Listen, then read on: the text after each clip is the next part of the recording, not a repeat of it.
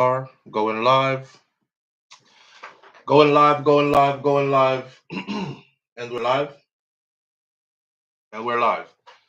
Morning thoughts, morning thoughts, morning thoughts.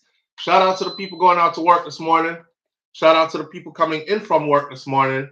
Extra special big up shout out to people who work multiple jobs. I have the utmost respect for you. Shout out to my entrepreneurs, my stay-at-home moms and pops, my retirees. Shout out to the drivers. Shout out to the Uber driver, Lyft driver, truck driver, taxi driver, food delivery drivers, round town and long distance truck drivers. Shout out to the crossing guards. Shout out to the school teachers. Shout out to law enforcement personnel, medical field personnel, military personnel. Shout out to whatever it is your job description is. Shout out to you. Shout out to every single clean-hearted, good-hearted person who wants good for others as much as you want good for yourself. Don't let that go over your head. You're a good person. If you want good for others as much as you want good for yourself, you're a good person. Shout out to you. Here we are on this beautiful Monday morning. Today is January 20th, 2025, and we start off by giving thanks and praises to the Most High Almighty Creator who has brought us here, because enough people never make it this far. You see what I'm saying? And we here. Then we're happy to be here. And we arrived alive and feeling well and all these things. We're up and we're good. So we have a lot to be thankful for this morning. No tragedies, nothing like that. My condolences and sympathies to those who are experiencing poverty and tragedy and, your family not right and all these other kind of things. Life ain't never perfect. We not going through any of that this morning, so we give even more extra thanks. That's journey. That's life's journey, right? Here we are. Today is a bunch of things. Today is the inauguration of Donald Trump, which means Trump will. Wait, course says rolling out the popcorn because it starts already. Hold on, never could go walk up at top. Let's big up some people first. Asserin Odetta, thank you for being the first one in this morning. Sean Cassell, big up yourself, Sean. Thank you for being here. Prellis123 is in the building with us this morning. Let me see who else is here. The number to call in is pinned at the top of the chat. Is it? Yes, it's pinned at the top of the chat. It's 1-806-587-8953. That is also our business number for those who are looking for collaborations, or if you're looking for promotional work or anything pertaining to. Mervyn the Point, Jamaica Curse in the building. Bless up yourself. Mervyn, you still in Jamaica? Or are you back? Tashi Ann, big up yourself. Thank you for being here. Elaine Brown, Audrey Wright, thank you for being here. Says morning fam, present teacher. The chat room is open this morning. That means anybody and everybody could be in here. All we ask is that you keep it respectful. We don't do the up under the mother, and we don't do all those things over here. So that's for another platform wherever you're able to do that. We try not to do that over here, especially the mother part.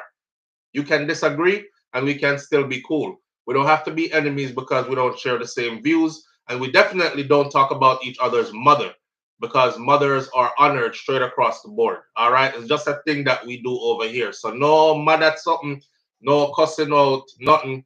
Keep it passionate. If you want to say what you got to say, find a different way to say it. BM is in the building. Lisa Watkins is in the building with us this morning. Daryl Garner, Robert Roybert is here with us this morning. Roybert, that's, you must have make up the name there. Either that or that's definitely a name from like the 60s, from like my mother era, 70s, 60s name them there to early 70s name those. Roybert, why you add a Bert to Roy? Couldn't he just be Roy, or couldn't he just have been Bert? Why you Bert Roy me? Live on the air with SouFLo. Good morning. Good morning, SouFLo. Good morning, family. How you doing? Robert. Today's the day. Today's the day. The inauguration. New sheriff in town today. Let me put on my glasses from early, because them like I blind my eye and it's early in the morning. SouFLo. Morning, family. What's going on with Snoop Dogg and Nelly and them people there? We're gonna talk about all that. Nelly, right. Snoop. Yeah, we're gonna get into all that in a minute. My God. Wait. Since you're here on the phone though, what's your take on that? Snoop Dogg went and performed at the inauguration ball. Not only did Snoop Dogg do it, Nelly did it, and Rick Ross did it as well. But Snoop Dogg, before the inauguration ball, he said, let's see which one of these black entertainers are going to go perform for Trump now at his inauguration bowl. Let's see which one of these jigaboos. Let's see which one he's. He called them a whole bunch of names, and then he's the one that gets up there and did it. What do you feel about You that? know what's so flow? Mm. When I saw President Obama sat beside a certain person and I look at his face expression, I mean, they were laughing and talking like money homies, talk. right? They were laughing and talking like homies, right? Yeah, right. Yeah. So that to me, that just sent a signal. I don't know, man. All right, I'll get into it for you. Yeah. You go? All right. All right. So All right. yeah. All right. Listen, since she kind of timid to talk and I'm not, we're gonna get into that. See, shout out to all the different Caribbean islands in the house. Too many to name, but big up on yourself. We're all one Caribbean family, and a lot of us are also here in the United States of America and are a part of the backbone of this country. The U.S. is built on immigrants. That's not to be disputed. That is just factual. Somebody say, I can't believe Snoop, Dorothy T says. So these are our topics on the table this morning. Nelly, Snoop Dogg, Rick Ross, they perform at Trump's inaugural bowl after Snoop Dogg said some very disparaging things about anybody who would dare to perform at that bowl, any black entertainer who would dare to perform at that bowl. If the elites call you black elites, then call you something like a jigaboo or what's the other word he used? You're gonna be up there shucking and jiving and all that other stuff. You basically know what it is they're saying, right? You the Uncle Tom, you the sellout, you the this, you the that, you the jigaboo, you the okay. And then to see Snoop go up there and do exactly what we gotta talk about that. All right. What they do to us. There's a video here on my phone which I'm gonna show you, and we're gonna talk about that a little bit. It's a white woman who just name it white woman versus a black real estate developer. Some of you might have seen it, some of you might not, but it's very important to use this video to open your eyes. I have teenage boys who are now becoming young adults, and I had this discussion with them yesterday without even seeing this video. So after I see this video now, it drives the point home even more, and I'm going to share it with my audience. White woman versus black real estate developer. Then there's another video here of an 11-year-old being handcuffed as a car thief suspect. You know, the police gets a report, look out for this individual.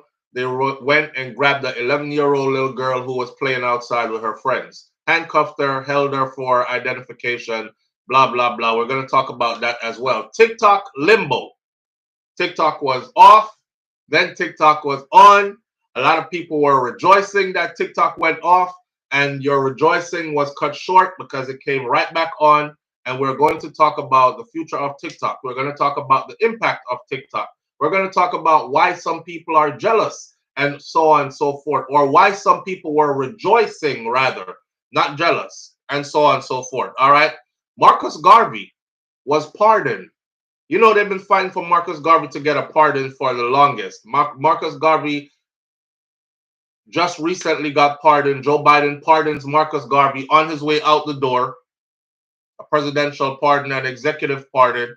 And we'll dibble in that a bit. Sizzla versus Chief Currie. What the hell is going on in Jamaica? The news of Marcus Garvey being pardoned was overshadowed by Sizzla versus Chief Currie. If anybody in here understands what is going on with Sizzla Chief Currie, please call in or at least put something in the comment section so the rest of us are on cue, because I'm lost as to what is causing all of this. But we're going to get into what was said and so on and so forth and what it looks like. All right. All right.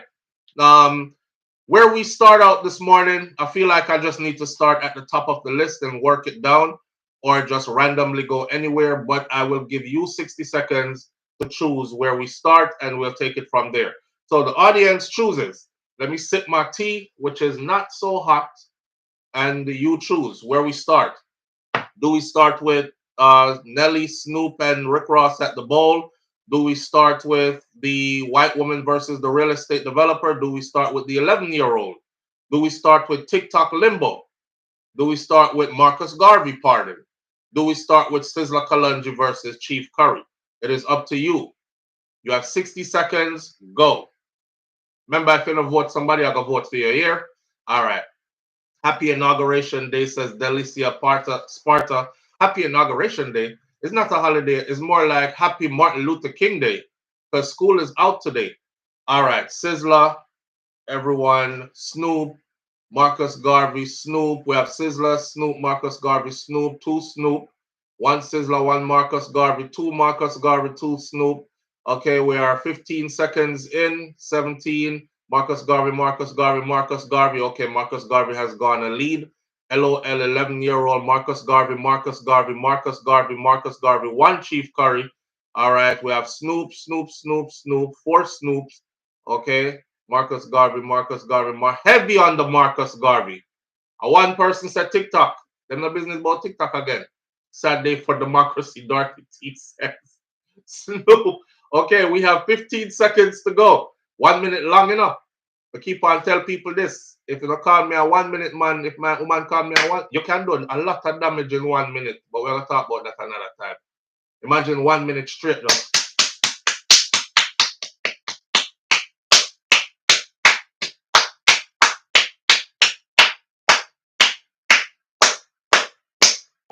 That was 20 seconds. Yeah, it's done. Marcus Garvey it is. All right. Yo, live on the air with SouFLo. Good morning. Good morning. Speaker, Bluetooth, you gotta take us off those. Your phone call chipped out. Okay, hold on. All right. Yes, talk to us. What's going on? Okay, first of all, I'm calling because, first of all, I'm Black American. I'm not Jamaican. Well, my father's Jamaican. Mm-hmm.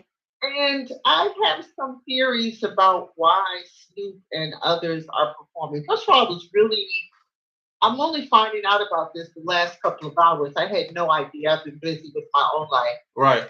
And it's very much documented how his position was very different the first time around when Donald Trump became president. Mm-hmm.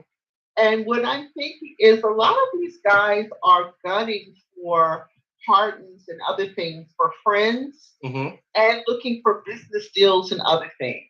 What's clear to me is that they really don't care about Donald Trump's comments about the Black community, how he ultimately is not going to do anything for the Black community. And it's very clear that they are opportunists. The part about the tricky thing here is that we are very much today looking at who will not just be canceled, but who are we going to remove all of our support from. Mm-hmm. So they are being very tricky about doing this, and I hope that they get what they bargained for, because there's no coming back these days. Okay. Okay. Very much on point. You're very much on point. Oh, damn, she hung up. Okay, listen, stick a pin, right? Just keep all that she said in your mind, because that's not where the people voted to start. The people voted to start with Marcus Garvey this morning. Okay, so we're gonna start with the Marcus Garvey, then we're gonna get into the Snoop Dogg, Rick Ross performance at the Trump inaugural bowl. All right. Joe Biden pardons Marcus Garvey, but he didn't just pardon Marcus Garvey, he pardoned a whole bunch of people along with Marcus Garvey. The most people that has ever been pardoned in one go by any president. Now, that's neither here nor there. Let's talk about Marcus Garvey's pardon. Today is Dr. Martin Luther King's Day, right? School is out. The kids, it's a national holiday.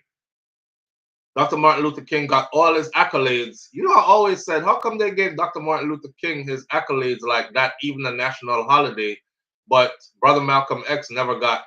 But that's up for another discussion because I already know why and everything. Anyways, President Joe Biden on Sunday posthumously pardoned Black nationalist Marcus Garvey, who influenced Malcolm X and other civil rights leaders and was convicted of mail fraud in the 1920s.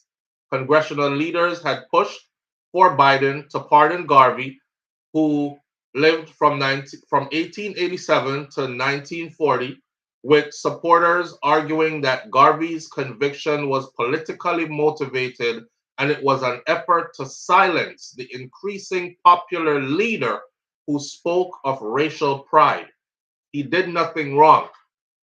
Your system railroaded him to prison and tarnished his name on purpose, and he deserved a pardon. That's been the cry for forever. Now, after Garvey was convicted, Marcus Garvey was deported. You don't think I just know where I get deported? Them a deport. Them a deport to a long time. Even the great Marcus Garvey was deported. So shout out to the Jamaicans, them who will be deported, because that starts. We're going to talk about that too. You know, new sheriffs in town, like one person said.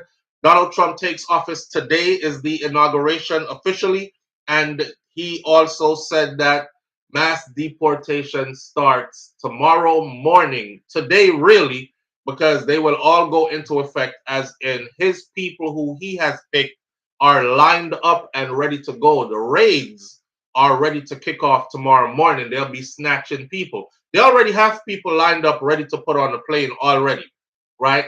Uh, they just fast track across paperwork. But back to this. I don't just know where I get deported. So this might be some motivational something for the individuals who will be deported, that even the great Marcus Mosiah Garvey experienced deportation and it still did not stop his greatness. I've always said I'm a Garveyite. I'm sure if you follow me long enough, you've heard me say that I am a Garveyite. I've always said that because I learned from Marcus Garvey that in order for us to be great as a people, that our strength is actually in our numbers and not us divided. I've also always said each time you climb one step up that ladder, you reach back and you pull another one of your own up. That way, when you get to the top of the ladder, there's a long string of you on your way up that ladder anyways. My brother and sister, not too far behind me. When you step into a door or you kick a door open, you don't go in there and close the door and lock the door and swallow the key. You put your foot in the door so the door don't shut and pull in some more of your own in that door. These are Marcus Garvey's teachings. This is his philosophy, right? All right. Congressional leaders had pushed for a long time for Garvey to get his pardon. After Marcus Garvey was convicted, he was deported to Jamaica, where he was born. He died in 1940 in England. All right. The Reverend Martin Luther King Jr. said of Marcus Garvey, he was the first man on a mass scale and level to give millions of black people a sense of dignity and destiny. This is a Jamaican, this is a Marcus Mosiah Garvey we are talking. Britannica says of him, he argued that black people should be respected only when he argued that black people would be respected only when they were economically strong. And he preached an independent black economy within the framework of white capitalism. To forward these ends, he established the Negro Factories Corporation and the Black Star Liner 1919, as well as a chain of restaurants and a chain of grocery stores and a chain of laundromats and a hotel and a printing press. I bet you never know all of that. He reached the heights of his powers in 1920 when he presided at an international convention in Liberty Hall with delegates present from 25 different countries. Marcus Mosiah Garvey. Speaking to the Royal Missionary Baptist Church in South Carolina, Joe Biden said that when people we love fall and make mistakes, Americans pick them back up. Okay. Um, One thing we know about Garvey is that he was very intentional, was no mistake. But I also understand the politics behind them wording things a certain way in order to get a certain result, right? We don't turn on each other. We lean into each other. That's the sacred covenant of our nation. We pledge an allegiance, not just to an idea, but to each other, Biden said. Biden, who also pardoned four others and commuted two sentences, has set the presidential record for the most individuals that were pardoned and commutations issued. He announced on Friday that he was commuting the sentence of almost 2,500 people, which will be able to walk out of prison and go home to their families. Convicted of non-violent drug offenses, those will be pardoned. He also gave a broad pardon for his own son, Hunter, who was prosecuted for gun and tax crimes. Hunter was prosecuted, he was not convicted. But still, if Joe Biden wasn't his daddy, you could imagine what the rest would have been. Now, I've also said this before.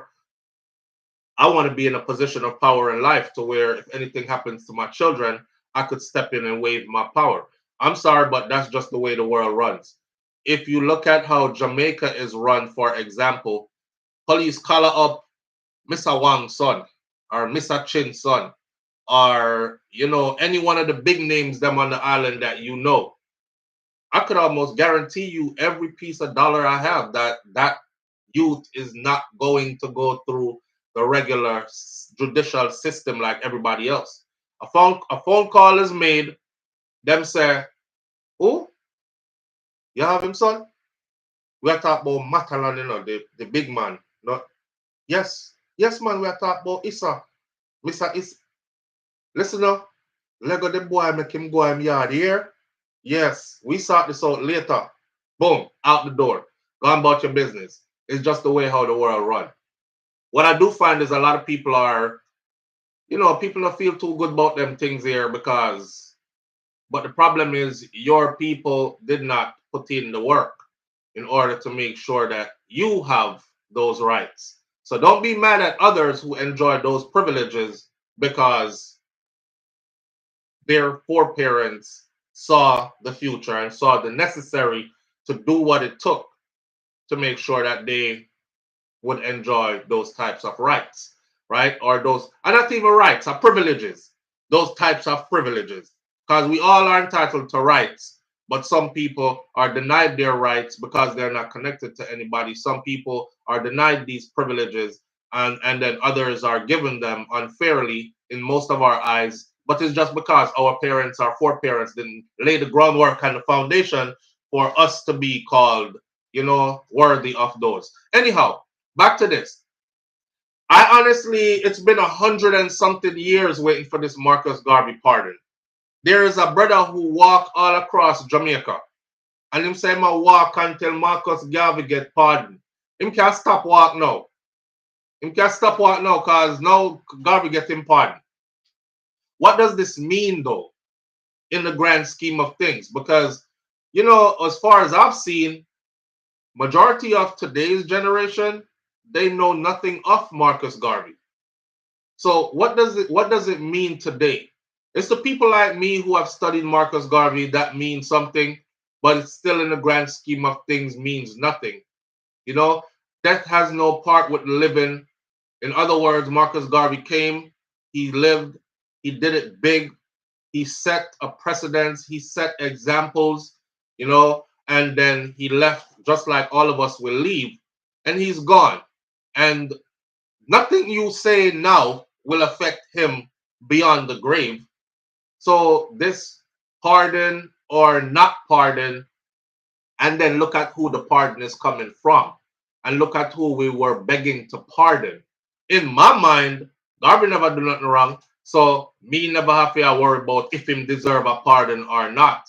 But I guess it looks good on the big screen. You know what I mean? I guess it looks good on paperwork that he got this pardon. How you all feel about it? You feel like Garvey, like it was very necessary to do this? I'm not rejecting the pardon. I gladly welcome the pardon. I gladly welcome the pardon. However, what does the pardon change? That's my question. What does this pardon for Marcus Garvey change? Silent Majority says we have 175 likes and over 1,000 people on here. Every morning that, hey, hit the thumbs up button for me, please. I appreciate it greatly. Thank you for those of you who will. For those of you who will pretend you never heard me say that, then thank you for being here anyways. But hit that thumbs up button for us, please. Thank you. I thought Obama was going to do it. You know, Byfield, Obama, Biden, Trump, any one of the US presidents, it would have been all right.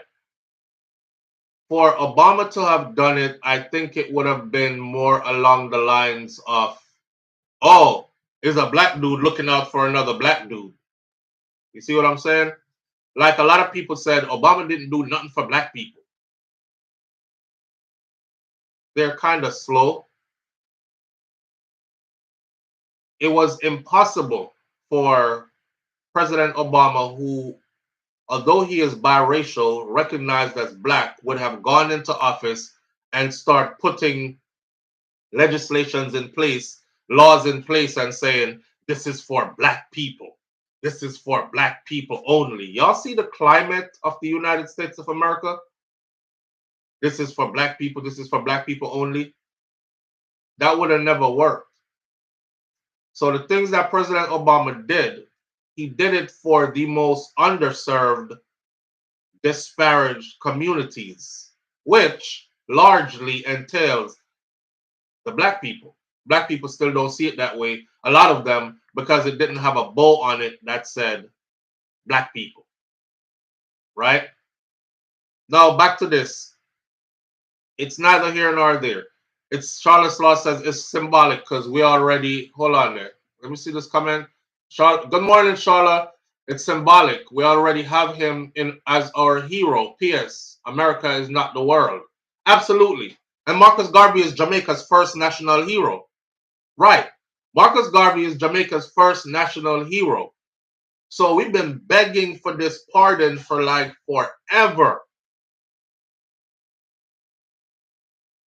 He was already our hero. And he has maintained being our hero. They never scratch him out, took him off the wall. When I was a kid going to school in Jamaica, when I was a little youth, I got school from the first school I go. Basic school. Then got primary school. Marcus Garvey was painted on the walls of the school. To this day, Marcus Garvey is still on the walls of our schools. So the youths in Jamaica grew up knowing of Marcus Garvey from an early age. Are they adhering to Marcus Garvey's teachings? Is his teachings put into our school curriculum? Nope. He's just on the wall. So look, if you don't go researching right and studying who Marcus Garvey is and studying what Marcus Garvey had to say to his people, you wouldn't know nothing about Marcus Garvey, even though you grew up seeing him on the wall as a national hero. This is what I'm trying to say. So the generations that came like later, like this new generation, that them no business about know what Marcus Garvey had to say and what Marcus Garvey did. Majority of them don't. Majority of them don't. You know what I mean? If you look back, I love YouTube. If you look back years ago, I said, I don't know if I'm going to get into trouble for this because at one point this book was banned. And I don't know if the book is still banned, but I was telling my audience to go look for this book. It's a blue and white covered book. It's called Marcus Garvey, Message to My People. Once you read that book, your mind is going to catch on fire. Marcus Garvey, Message to My People. I told y'all about that right here on SouFLoTV years ago. So we're not new to Garveyism or being a Garveyite or however you want to say it, following Marcus Garvey's teachings and or learning of his teachings and what he had in store for his people. Marcus Garvey was a super powerful man. He was super brave as well. He understood life. He understood economics. He was brilliant. To this day, we have not gotten right. Half of what Marcus Garvey had put forth for us. We haven't gotten half of it right. If we had gotten half of it right, we would, as a people, we would be in a whole better position today. Now remember, Marcus Garvey didn't stay in Jamaica enough. Marcus Garvey lived in the United States of America. He lived in the UK. He traveled many other places. So it's not like we're just talking about somebody who, oh, he's only known in Jamaica kind of thing. And his teachings is only for Jamaicans. I answered. Why not answer? Live on the air with SouFLo. Good morning. Good morning. Good morning. How you doing? I'm doing great. My name is Ben. Morning, Ben. And I'm watching you live from Kenya. Ah, good morning, my brother, and thank you for calling in. Yes. This other side it's around 3 p.m. It's 3 p.m. in Kenya. Yes. I just wanted to say that I really love what you're doing. We get to see what Jamaica would like. I appreciate that. Though sometimes when you start speaking in your Jamaican accent, we are really struggling. When I start speaking in a Jamaican accent, I lose you, or you resonate. Yeah. I lose you. Well, it could be a cultural lesson, like you can learn along the way, because then you have to figure out what that means. Like if I come to Kenya, could I ask you something? What language do you speak, or languages do you speak? Our official language is Swahili. I speak Swahili. Swahili or Swahili? Swahili, and English is my second language. Ah, okay. Yes. All right. So if anyway, go ahead, brother. Anyway, it's nice speaking to you. I don't want to interrupt you at all. All right. But yeah, it was nice talking to you. All right. I appreciate you calling in. Have a good one. Yes. All right. Well, brother Sahil, we are from Kenya, you know? Yeah, I was told to learn Swahili. I actually started trying to learn Swahili through YouTube. You know, they have these videos, these language coaches on YouTube. And I was trying to learn Swahili. It's pretty interesting, but I honestly just never stuck with it. But I would have liked to, and I think I should. It's good to learn another language besides, you know, the language that we were taught through slavery and oppression kind of thing. But I have Patois, and I know a lot of people are going to say Patois is not a different language, but the hell it ain't. If we start really talking Patois, not the Patois from Uptown, not the variable Patois where people can be like, all right, I speak a little bit of Patois, you know, we can understand what I must say still. Not that one. If you talk Caramanti Patois, if you talk the Patois where instead of saying understand, you say sabi, you get lost. That's a whole different language. So we have that. Important to stay with your roots, right? Good on there. Yeah, Ray, good on there and these kind of things, right? If you go into it, it's a whole different language altogether. So we have that to hold on to. And the blend of how Patois came about is an interesting story by itself. Could you imagine being oppressed, ruled? What kind of words should I use? I'm looking for the proper word. Being under, because that's what we were. These different people. The British came, them abused and used. The Spanish came, abused and used. Portuguese came, abused and used. And you know, it's a bunch of different people that came, abused and used. Them passed around, you know. Them passed around. And while they were passing us around, for those of you who don't know our history, they were passing us around, we were forming our own way to be able to communicate with each other. Now, mind you, us ourselves as our people came from different walks of life, different tribes, different places. So we within ourselves had different languages and tried to start to figure out how to make this one language where all of us could understand. And so doing so, we took some English, we took some Portuguese, we took some Spanish, We took some, so we took some of everybody's stuff and we mixed it in with our own different African tongues. And boom, we came up with patois or patois, as uptown people would have said, patois. We come up with our own thing, and that's how we have that. So nobody think it's not a whole different language, because it is. I can take you around some people who speak it raw in dialect, and you probably wouldn't understand a word them I say unless you actually come from that cloth. So yeah, Bob Cosmics, that's amazing. Hello over figure.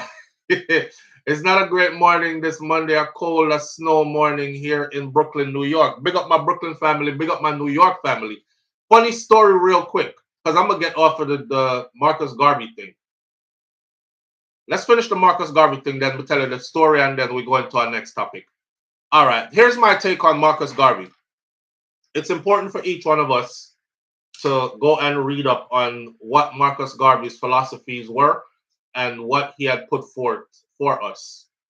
That's just please do yourself a favor and do that. Sometimes in life, you're like a ship without a sail. You know what I mean?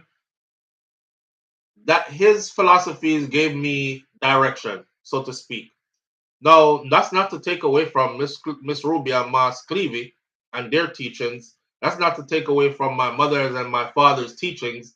It just added and reinforced, because them people here taught us great, but they didn't see the world on a bigger picture, because they were limited in where they had been and how much they had learned of the world and so on and so forth. See, I told you, my grandmother, she had a white Jesus on her wall all the days of her life. And even one time when I went to go visit and I took it off the wall, she got upset when she came and I was at her house. And the first thing she walked in the house and she was like, "Who take me Jesus off of the wall? Who take me Jesus, my Lord and Savior off of? No man, go find it and put it back up there."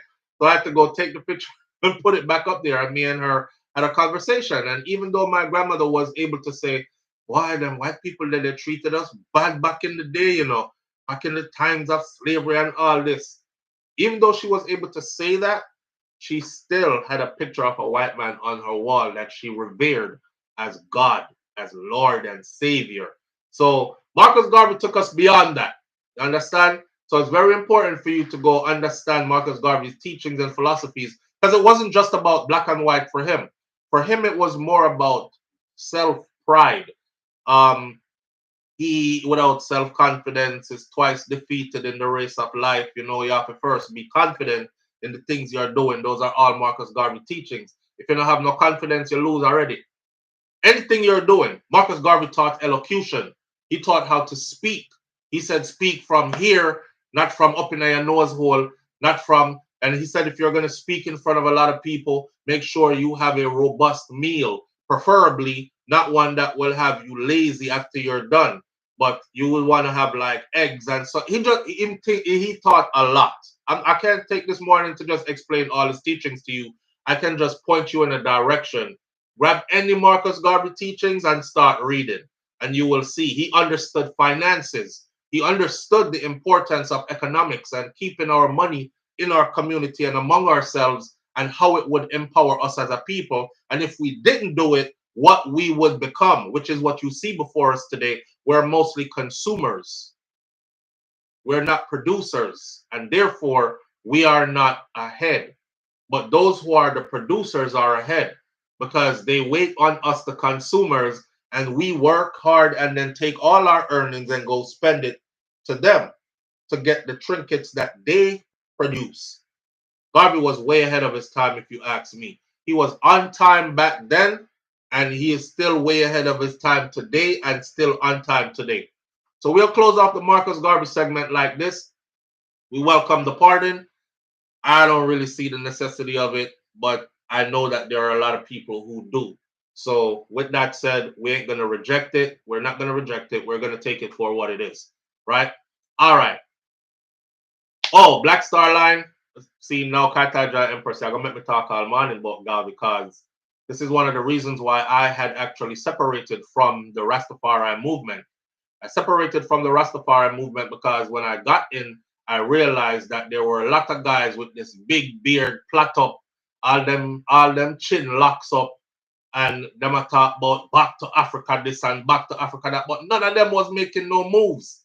You know what I mean? And then I got to find out that a lot of them were just guys with a lot of hair on themselves. Like enough hair on your face, enough hair on your head, but they weren't really living the teachings of, or they weren't living the teachings of His Imperial Majesty. They weren't living the teachings of Marcus Garvey. And just some dirty man, enough of them with a whole heap of hair upon themselves, masquerading as royal and righteous people. So, and then later, and remember, I discovered this pretty young. So later on now, as I got older, I realized that these were just people. These are just people. Nothing puts them above you. Whether the whole heap are here or no here, nothing puts them above you. Shout out to Peter. Shout out to the Morgan Heritage family when they came about with, you don't have to dread to be Rasta. That's one of the waking up moments for me, because then it was like, okay, so I really don't need all this shave, cut, you know what I mean? Go about life like it's a mission now, trying to accomplish certain things, going through doors that I would have never been let through had I had the hair and the beard and this and the that and so on. It's just a life journey and a learning. All right. But grab any Marcus Garvey teaching and start reading. He has been pardoned, and we welcome the pardon. Now, somebody said it's cold and freezing in New York this morning. I'll give you a story. I told this story on Instagram under somebody's video, and I think it has like 7,000 likes and comments now. Just on a comment, I'm in New York, right? So I moved from Florida to go live in New York. I get to New York and I have this Florida thing in me. You know, Florida is southern. Texas is super southern, even though Florida is the southernmost tip of the United States of America. You know, some people are saying Florida is an old thing by itself. New York is freezing right now. I love New York. I land in Brooklyn. Here I am in Brooklyn, New York. I'm walking down the street. I got Southern hospitality in me. I don't know if you ever been to like Texas in these places, Louisiana, Alabama, Mississippi.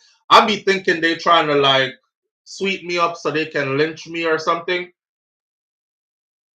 So I'm very skeptical. You ain't never tried Badon, one man said to us one morning. I said, no, what is that? He said, no, you can't leave here unless you try Badon. I'm gonna go back inside, and he went back inside. He paid the cashier and for the food, and told the cashier to make sure we get the food. Me, I said, this not look right. Me stop forget yes. This white man out of nowhere about if we ain't never tried Badon, because it's Texas to the bone. I said, nah, they babe, they might try poison way or something. You don't know, this not look right. But that's how they speak to you. Good morning, baby. How you doing, honey? Hey, sugar. That's how they talk, right? Everybody gets a good morning. Hey, how you doing? Welcome to Walmart. Welcome to what name? Hey, what is store name again? Any store you walk in, sometimes them they way down at the back of the store. Me I talk about big depot. Welcome to Marshalls. From you have to wonder which part them there in the store. Hey, you all right, baby? You found everything you were looking for, sugar? All right, so I grew up like that, right? Because I left Jamaica young, and I came to the South, and this is how I grew up. Target. I'm walking in Brooklyn now, right? Boom, Milan, Brooklyn, New York. See? They walked down the street one early morning. It was like autumn time. The leaves on the trees, the thing was changing. The weather was kind of chilly where you need a light jacket, but it never cold no more. I'm looking at the place and I'm saying, man, I always saw this in like movies and videos and stuff. You know, it's amazing just being on a block in New York City. Them time they, Biggie Smalls place and these kind of things. I'm walking down the block. I'm saying, this is union between Bedford and Franklin and Crown Heights. This me. Morning. Good morning. The first two persons I said good morning to, I think one person said, hey. The next person didn't answer. I got to the third person. I said, good morning. The man skirt up on the side of the wall like this. His hat was low like this. Him skirt up on the side of the wall like this. And started walking sideways like him. I brushed the wall. I go, we down the block, you know. And I said, good morning. He never respond. So I'm like, what kind of rapid reaction is that? Maybe this person, immediately I felt like I was about to get hurt. The brother walked about half a block, looking at me. Left me way down there, so, you know. And I started watching myself. Half a block, gun finger upon hand and everything. And then he just turn around and the one man turn and just come right back to me. This man come right back to me, turn up right in front of me. He was like, yo, son, you know me, son? You know, I said, I know you? No, I don't know you. He said, the fuck you telling me morning for? Ain't shit good about the morning. Keep it moving. Put on him hat on. Gone boy business again. I kid you not. I never told nobody good morning again for the 70 years I lived there. Me walk past everybody the same way they walk past me. For the 7 years I lived there, I never said good morning again. So what up? You know me, son? Do I know you? No, I don't know you. All right, fuck is you telling me morning for? Ain't shit good about the morning. Oh, I never heard that before. All I was doing was, hey, good morning, good morning. So that's how I started. That was my introduction to Brooklyn. This is my first, like, I landed in Brooklyn about semi-reach Monday evening, right? I got met jellying with my family. Tuesday morning, I wake up early and go downstairs because I want to see the place. See? And I walk around, and this is how I'm like, good morning, good morning. But I don't know why they never tell me, say, you know, at the time, Crown Heights wasn't that hospitable. It ain't the kind of place you walk around and tell everybody good morning and skin teeth like this. But I learned that. Fast forward to about a couple more months, probably a year or so, being in that place, living there. A next experience. The guys that were on the block couldn't figure out where I was from, who I was, nothing. It wasn't a kind of place where you just drop in and just start do your thing. They didn't like outsiders like that. Everybody there was connected, and you had somebody have to vouch for you, right?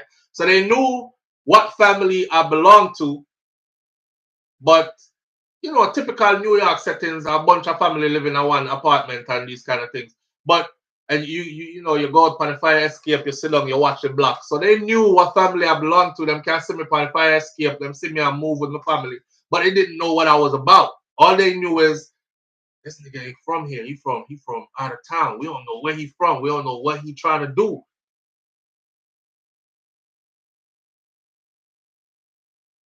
I remember when I got my first apartment.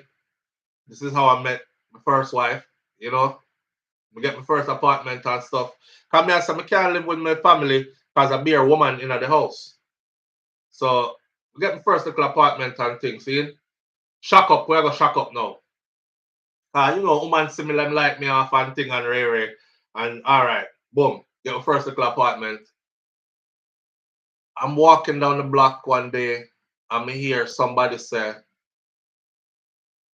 what's up, pretty boy? Well, him say, what's up, pretty boy, right? I did a beeline and went back upstairs, and I had a shotgun upstairs.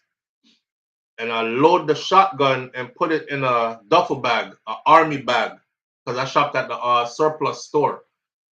I put it in the duffel bag and I strapped the duffel bag around my hand, around my arm, wrist area, and walked back downstairs with the whole shotgun. I'm holding the shotgun because I actually asked somebody to saw off the mouth of the shotgun for me, and then cut off the mouth. So I have one pumping in a bag. I'm tie the bag around my hand like this and go back downstairs. No talking. I went back downstairs. I walked past the same people them. I look them in them face this time. Look at everybody while I'm passing. Nobody said nothing. I said, all right, bet. Because I'm ready for anything, right? Me downstairs, me get my little job at the barber shop. Me downstairs, I do my thing. Me done work, go upstairs. I went to go push the key in my door. My door just opened. I was like, what the fuck? But I'm thinking I'm winning a war here. I went to push the key in the door just opened. When the door opens to the apartment, you can see straight through to the living room to the fire escape area. My fire escape window open. All my stuff in my little apartment all over the place. I was like, damn. So the same brother them downstairs,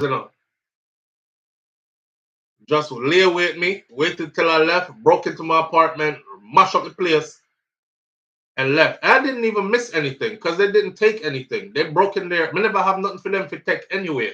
Them time the man like me the into incense burning, meditation, reading my Garvey books, these kind of things. But we were well dangerous too, running a lot. I'm running 10 miles straight. I used to go to Prospect Park and just run 4 laps park and these kind of things. Exercising at the park, stay fit physically. Them time the man a vegan. I only used to feed pan like I make jokes about this. I used to eat all day. I used to eat raw cashew nuts and ginseng. Raw cashew nuts and ginseng. So with the libido was out the charts with the age group I was in at the time and all these things. So man was a machine them time there. I feel like say, none of them boy can't touch me, them can't say nothing to me. Okay, I have to go into my warrior mindset and murder one of them youth if them do not. The man them just kept on sabotaging me the whole time I was there. But when they stopped? They stopped when I actually started hanging out on the block with them. No, I didn't hang out on the block with them and got involved in what they got involved in. At them time there was a whole heap of stuff going on that block. But I hung out long enough for them to get to know me. Now, you know what I mean? And then me start get cool with everybody. And then my stuff stop get broken up. And then me stop hear funny talks when I walk down the block and all these things. New York is a hell of a game. So for those of y'all living in New York, man, big up to Uno. Especially those living in like the Bronx and Brooklyn. In not the nice part either. And nowadays it's different. Nowadays it's different. It don't look the same like it used to look back then. Back then it was like a proper war zone. When I was living in Crown Heights, every year there were murders right there around that area where I stayed. The only question was who was gonna die this summer. It wasn't if anybody was going to die. It was a fact somebody got dead. Is who was gonna die. So shout out to y'all for being in there in that environment there. Boy, but now it's different though. Now it looks all gentrified and cameras everywhere and the place look like you could be out all night kind of stuff. I don't know if I'm seeing wrong, but that's what I see now. Yeah, it's all gentrified now. RR123. I see coffee shops and people outside and just enjoying non-black people, lots of them. The gentrification started when I was there, but we didn't see it being on a massive scale like it is now. So I went away to the army, right? And I remember first couple of years in the army, I said, yo, I'm going to get out the army and I want to move back to the same place I was living at in Brooklyn. Because one thing about living in New York, man, money, if you're a hustler, money comes fast.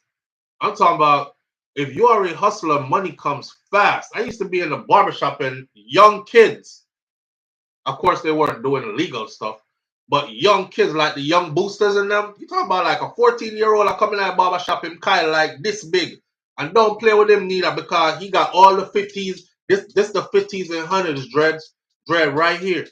I keep those over here. All right, boom, bet. Let me get to the fives and the ones and the 20s over here. And them kind of like this, them can't put them little hand around it. Straight up. I knew kids that used to wake up early in the morning and go make $500 before me even go to school. And then come home from school and you know what I mean? So one thing about New York is if you up for the money, the only problem is everything is expensive there, so you make the fast money and it make you feel good, but you have to spend back the money that fast though. Now back then, you didn't have to spend that money back fast. I had an apartment that was $540 a month when it started out. So I left, went to the army for a few years. I said, damn, I'm gonna take what I learned here, go back, get my same apartment. I inquired about my same apartment. My same apartment had shot up to like $1,500 and something dollars. That's the first attempt trying to get back. I let it ride for a couple of years. I said something must have wrong and maybe it will come back down.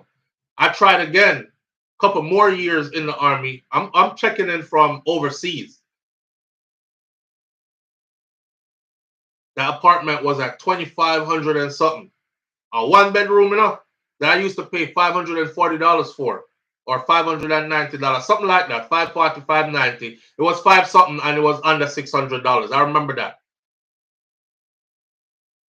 1,500 and something. 2,500 and something. I don't know how much it costs right now. I think now it's like still in the 2,500 range for a one bedroom. So I decided, you know what? I ain't moving back to New York. Plus, I told myself I wouldn't raise my son there anyways. Because he was born there. My first son, Tafari, he was born there in Kings County Hospital, Farai born. But to raise him on that block, it's about 3,500 now. RR123. It's wild. It's wild. Now, if you see the little apartment too. No kidding, it was nice. It was nice, but it was tiny. It was a nice, tiny apartment. And the location makes it even more expensive. Back then, we had good location. You see, when Labor Day parade and all that happened, I used to just go sit on my fire escape. All of the women them used to come skin out right under my fire escape because they whining going down the parkway. For some reason, they always stop right at that gas station there. Them a whine go down the parkway. Them drunk. Them whatever. Them look around. If nobody a look, them come right under my fire escape, come pull on them clothes and skin out and piss. And I'm up there, me I steam my big head. I say, hey, they just look up and laugh, right? And God about that business. It wasn't like I was hiding and peeping.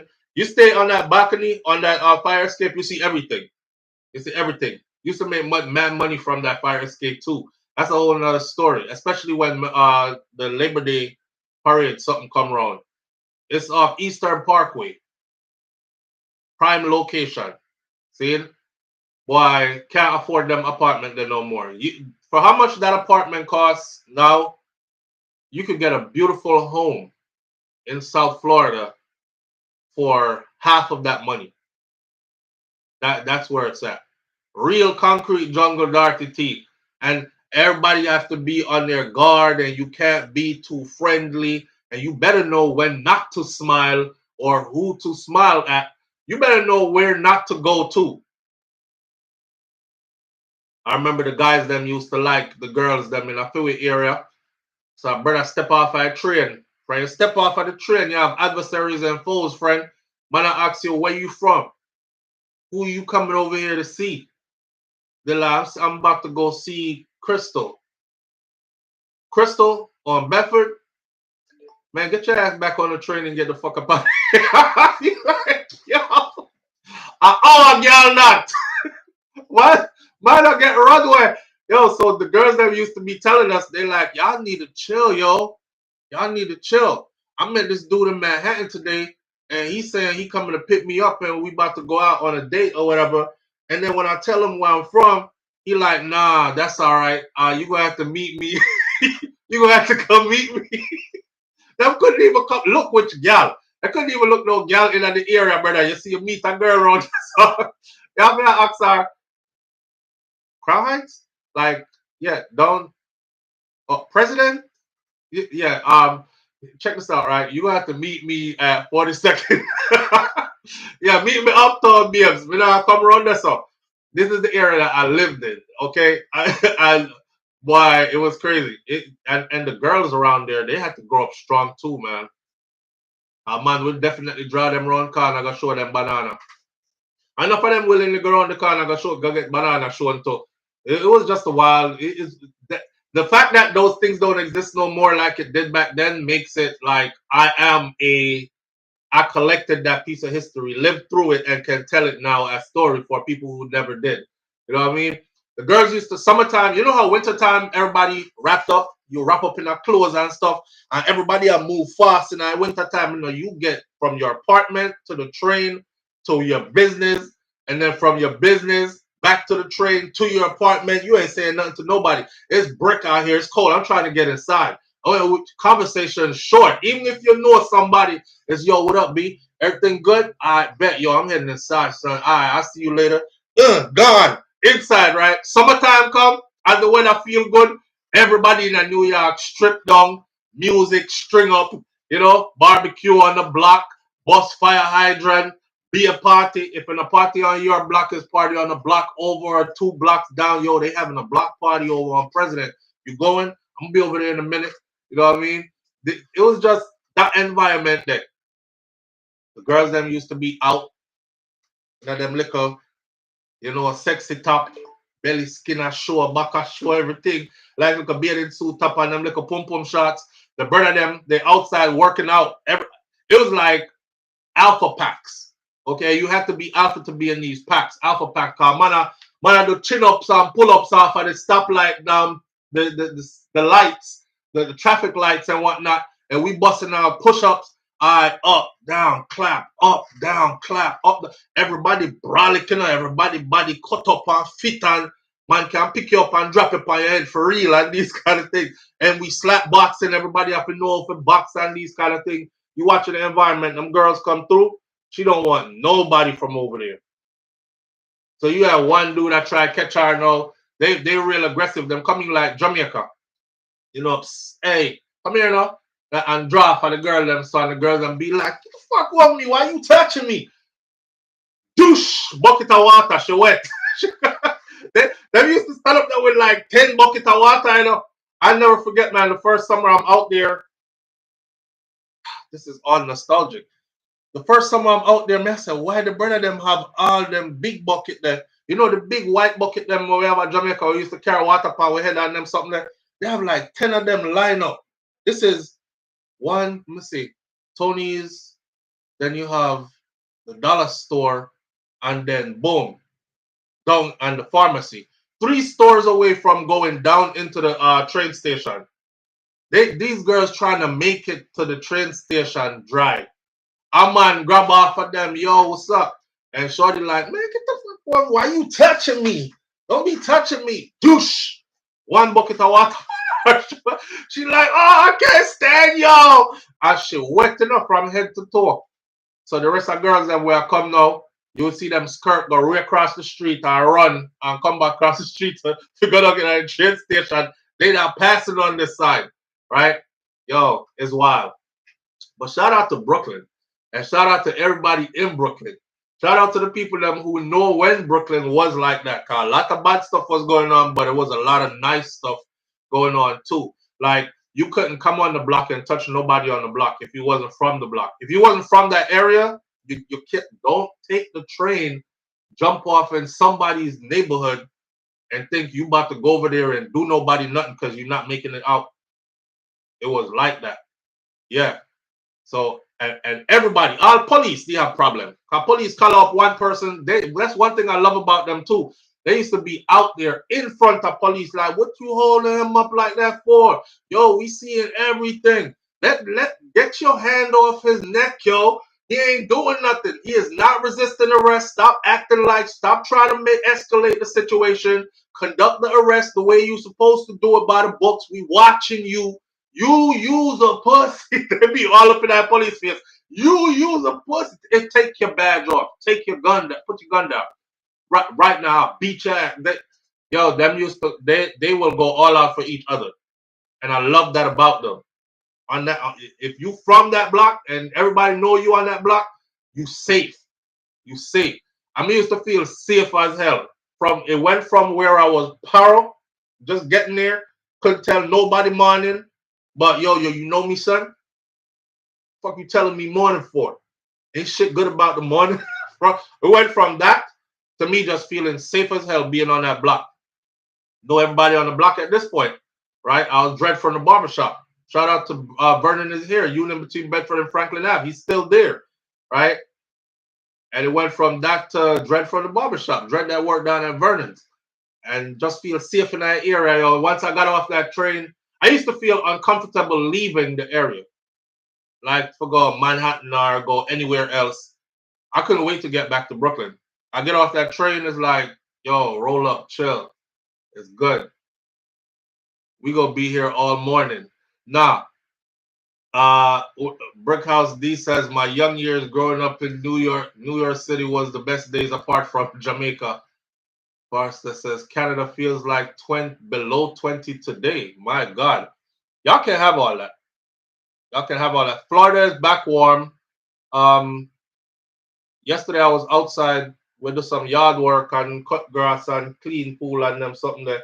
And it actually felt like I wanted to jump in the pool, but the pool water is extra cold. So I'm not too rich yet. I don't have all the things, but I'm putting the pieces together. So right now I need a heater. I need a heater for my pool. So once I install the heater in the pool, then I can use my pool all year round. But right now, you know, I'm barely trying to make it. So, and I'm still grateful and thankful because I can say I have a nice pool in my backyard, but I can't use it all year round because when the cold days come, that pool is freezing. And other people have them heater in them pool and stuff where them can jump in. So I want to be like that. And my kids always want to go swimming. So if anybody want to donate a thing to help me to put the heater in the pool, then I welcome it. All right? Every dollar counts. And worst thing you can say to your audience as a Jamaican here, worst thing. We're going to segue into the TikTok talk now. Worst thing you can say to your Jamaican people as a person on social media. Yeah, me have one pool in my yard, but you know, the cold months that we can't really use the pool. Hear them under them breath. Suck your mother, you know, put no heater in no pool off of me. Move and go and go look work. Yo, one brother say, you too blood clot, show off. Yeah, we see your pool, wherever nigga, other people have pool. Him get mad because we post one video with me picking them in the pool. My God. You know, that ain't how white people roll, man. White people, if one of them influencers say, yeah, I got a house now, everybody is like, that's what's up, that's what's up. He's like, I'm selling these t-shirts and I'm gonna use the proceeds to put a heater in the pool so we could use the pool. They're like, bam, bam, bam. You see money just gone up, all of the t-shirt them sell off. Like that dude that sold how many t-shirts? Over $1 million worth of t-shirts in one 24-hour period. You see what I'm saying? So we flex different still. Back to Marcus Garvey teachings. Yeah. You're pulling in your backyard for our people. You must keep your mouth shut and go on like say you still live in a one place like what I was describing to y'all before. You know, like my little apartment at Brooklyn where about this wide and this big. People broken upon me all the time. It rough round here, you know. I don't have no backyard. I have to sit down on the fire escape more time. My kids them don't have nowhere to play. And yeah, people think that we have enough money, but we're broke, you know, we're flat broke. God no. And that's how you have to keep it like that. Yeah, sad thing. Anyhow, into this TikTok limbo. So TikTok closed down yesterday. And I was happy as hell because here, listen to me good. I did a video way back when Flipper got arrested, and I started out the video saying Flipper only got so many years. Hold on there. Give me a second. I started out the video saying Flipper, I have never been so happy because Flipper only got so many years. You know, people cut that video there right there, so I know. And for some reason, I don't know if them show a Flipper and them take it for themselves.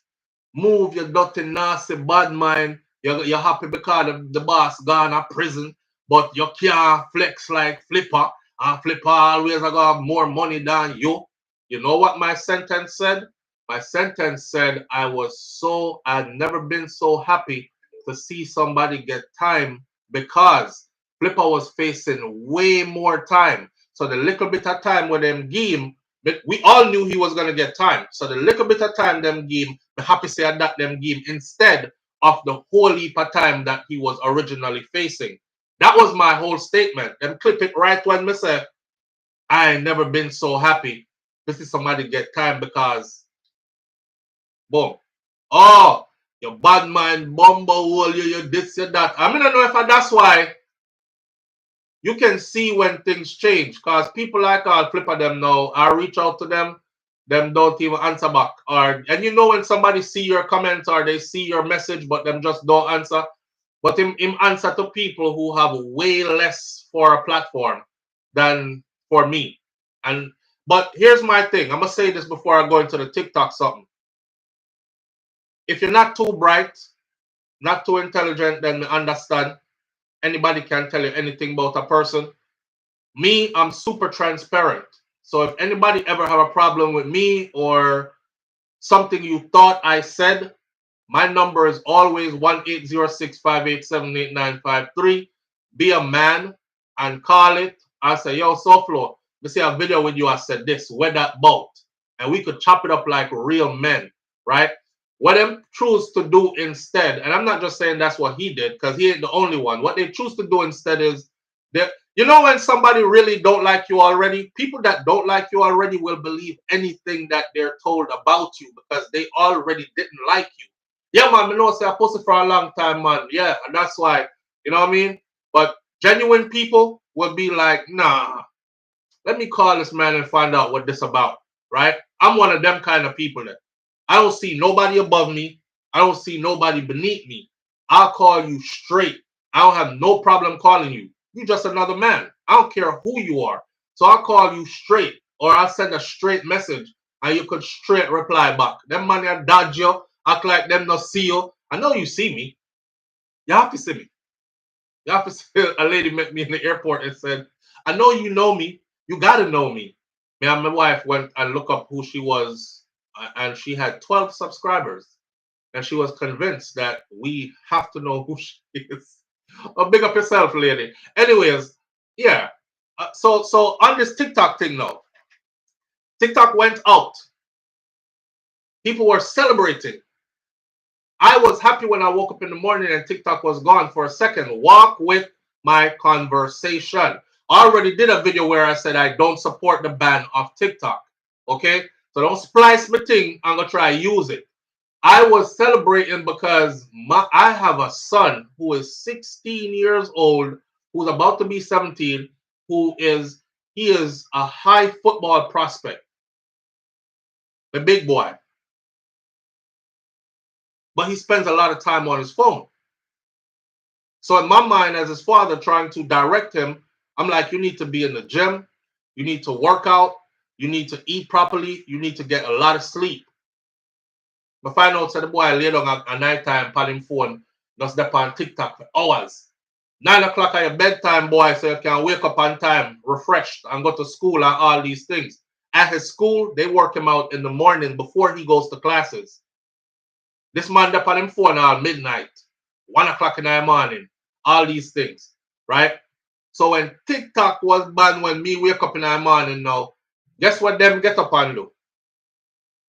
I heard outside my house, brrrr, look outside, they cutting the grass. Them are mow the lawn, and me never send them outside go mow lawn. And usually I have to tell them, hey, the grass is high. Somebody needs to go cut the grass. And don't wait till it's too high, because then it gets hard to cut. So just the fact say him never have TikTok, figure distract him this morning. The brother reach outside already early morning, wake up haunted, grab lawnmower, cutting the grass, grab weed whacker. You know what I mean? Making the property look good. I say, yes, please keep TikTok off for quite a while. Right? Round a back a clean pool, do everything. I mean, I say, yes. Other people who were celebrating TikTok being banned were not like me. They weren't doing it for that reason. I saw the comments. Yes, them figure look work. These kind of comments. Yeah, them figure look work. Lazy setter, you know what them. Them figure look work. Them figure this, them figure that. Please make it ban forever. Ban it in a Jamaica too. Ban it, yes, sir, ban it, that's so them need to ban it worldwide. I asked a lot of people, why you rejoicing that it got banned? One lady said yesterday, now parents can start being real parents again, and now children can start listening to them parents again. And here's my perception of the people who are rejoicing. I told you all this before. The world has changed. The way in which you think this is work. I know that's the only way that that's work. Work exists in many other ways. The world has changed. The world has gone digital. The world has gone computerized. There are lots of opportunities to make money online from any location in the world you choose to be at. Why are the people who are stuck at their 9 to 5 so upset and jealous? Because it is a jealousy thing. It's a jealousy thing because you're seeing all these young people who are super independent because they're making a lot of money and because they have so much freedom. You know what I mean? They could create right now. You could pick up your book a flight. I'm in South Africa. I create content in South Africa and make money while I'm in South Africa. You have to go to your 9 to 5. You have to ask somebody if you have enough vacation days to take a week off. You have to wait till they approve your vacation time. You know what I mean? I'm starting to realize that a lot of people see this and they're super jealous. So when TikTok, they're praying for TikTok to be banned permanently. I'm not praying for it to be banned permanently. I was just celebrating that morning to see my son not stuck on TikTok that morning. But like I've said before, go look it up. I didn't do the video that long ago. It's on SouFLoTV. Is do I support a ban on TikTok in Jamaica? I said I don't support a ban on anything that helps my people to elevate themselves. If you know Jamaica, look, the landscape rough when it comes to opportunities. So if my brothers and sisters can find a way to get some money off TikTok and they're equaling salaries of people who are doing full 9 to 5s, then why would I want that banned? Them not rob nobody. Some people are talking about them lazy and no work that. It's no different from your favorite comedian. It's no different from your favorite actor. They are providing a service. It may not look like a service to you, but it's a service to the people who are gifting them and making them get these monies, right? They see them as their entertainment and their entertainer. So after a long day of work, all the monotonous bullshit we got to put up with, you're tired, you can't stand your boss, your coworker then make you sick. It's good to go home and tune out of that and tune into something else for a good hour or two. And you gift your favorite entertainer something to go along the way. Thank you. You're making me laugh. Oh my God, I needed this laugh today. They're therapists. They're entertainers. They're working. They're working. So because you are look at it like this is not work, then forget upon a look work. You just want to see somebody struggle. You want to see somebody struggle and not make enough to survive. That's what it is. Because if they were getting up every day, going to work, them have to catch the bus because them can't afford a car, because the little job don't pay enough for me if you can't afford a car. And if me afford the car, gas expensive, so me would have just a work to fill up the gas tank. Brother, I still can't pay my rent. Because that's what a lot of people like to see. Them love see you in the struggle, you know. Them love see you hurting and trying hard to make it, but barely making it. Just so them can feel good about for themselves. Well, me I do better than you. Yes, cause me run like I'm a foreign, you know. I'm gonna get myself straight. And then me go nursing school. You know what I am now? Yes, my salary is 120,000 a year. How much you make? You're struggling. You not even have one car. Oh God, me feel sorry for you. Hey, flick 2 penny after you. For some reason that makes some people feel good to know that you trying but you not getting ahead. Why do you think every morning I say shout out to the people them who wish good for others as much as you wish good for yourself? Me no wish them thing upon nobody. I know what it feel like to work 2 jobs. I worked 2 jobs for years. I don't wish that on nobody. I couldn't even stay awake. I would fall asleep everywhere I go. I had to ask somebody to drive because I couldn't stay awake. I was just awake to work. I don't wish that on nobody. I don't wish not being able to afford life's basics on nobody. Your whole paycheck gone in a rent and bills and you don't have nothing left. I don't wish that on nobody. So when I see my brothers and sisters making a way through any of these platforms, I don't talk down on them. The funny thing is, I kept saying this long ago, and I was called, "Oh, sir, money you do it for." When I was telling everybody long ago, I say, "Yo, it's a business, this, you know. And if you put your mind to it and run it like a business, you could really make some money off of this." I even told everybody who have a 9 to 5, I said, you could make some extra income on the side. Find what it is that you love to do. These were my exact words. I don't care if it's knitting. There are channels out here that do knitting that have 1,000,000+ subscribers and people tune in regular. And the people them they make thousands of dollars every month. Some of them quit them regular corporate job and just depend them channel. Them cost me. When all I was trying to do was wise them up to what's coming. And then boom, TikTok drop. But all the other platforms are still here too. Instagram, Facebook. You know, there's so many ways to get money these days. And what I want to tell the people them who think like this,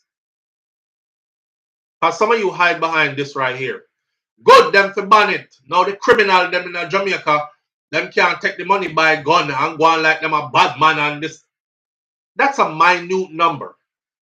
Okay? That's a minute number. That's like saying lock down all platforms because somewhere, some criminal somewhere are using money from any of the channels for do some criminal activity. There's a lot of people who are not into criminal activities who are using this to get by, to get ahead, to finance other progressive, productive things. The people them who want to see these apps go away, I say it to you like this. You have the same phones. Listen to me. You have the same phones and you have the same 24 hours in every day. Let me say it again.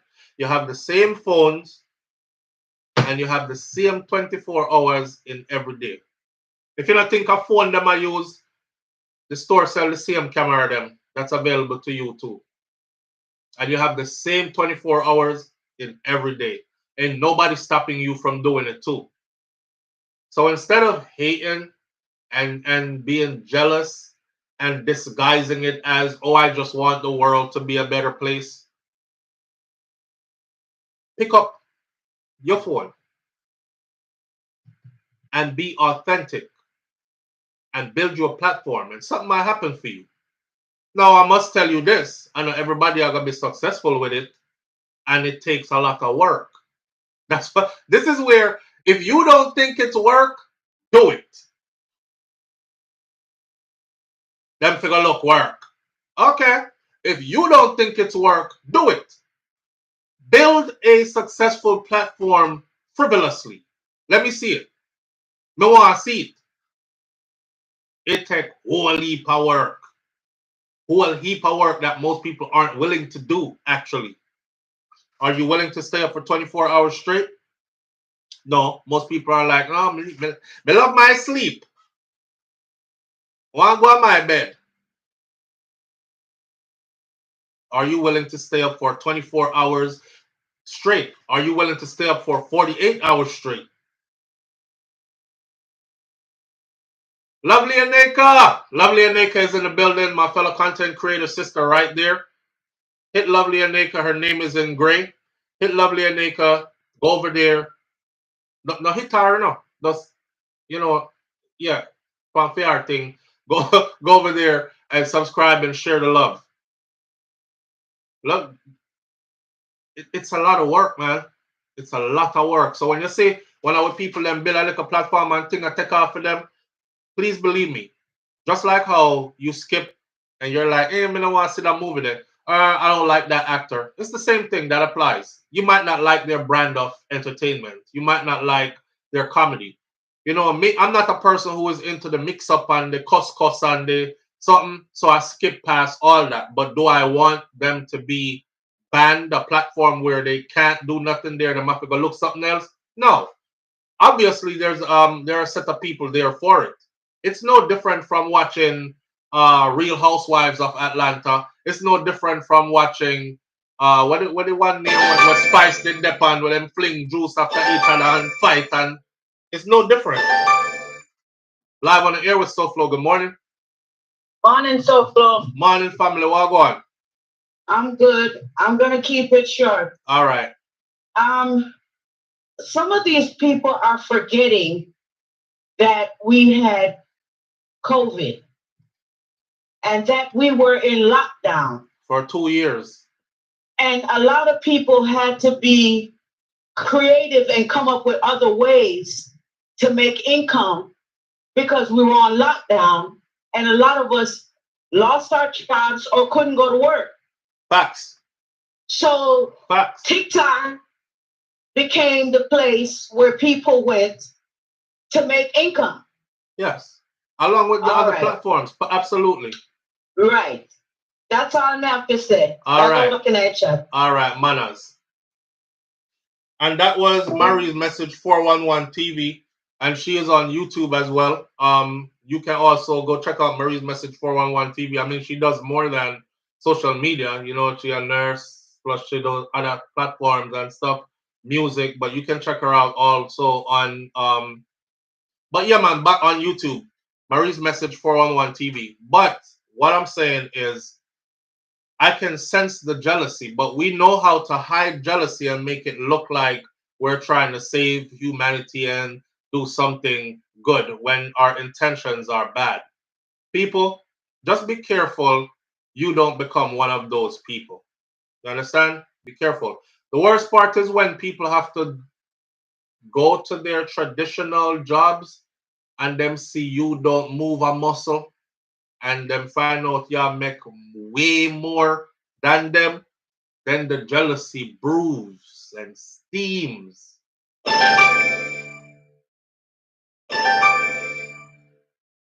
But please also remember this, right? Perception is reality. Live on the air with SouFLo. Good morning. Good morning, SouFLo. I eat your phone. Eh? Are you on that sheet of fight with the phone sound like? No. All right. Let me show you one place. It's SouFLo. With the TikTok. You see, like me now, we have disability.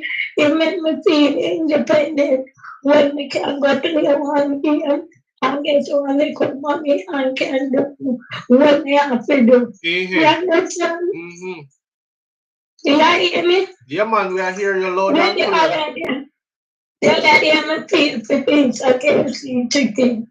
But just tell me TikTok plays too much. I said, parents and everybody.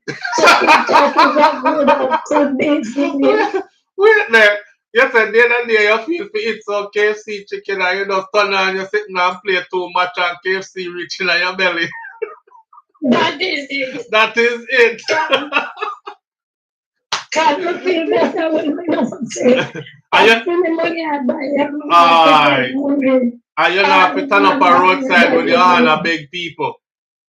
Exactly. Yes, man. Can't remember we say about so we're not going to get no work in our society. One of them, yes. so that they know what I humble and legal reason. We have to talk more like business. You know, so you have to tell people them where you can find you, when they can find you, though, because you always they call in and you're in front of right now 1,700 or something people there. So you can if you tell the people them where they can find you, you know. Yeah, and then they didn't prepare me with that lion. And then I saw. So you repeat it after me so that it can be clear. So it's 30 wheelchair badness. 30 wheelchair. Badness. Say that again. Badness. 30 wheelchair badness. Tati, big up yourself, Tati. The second page of the wheelchair badness backup. Wheelchair badness backup.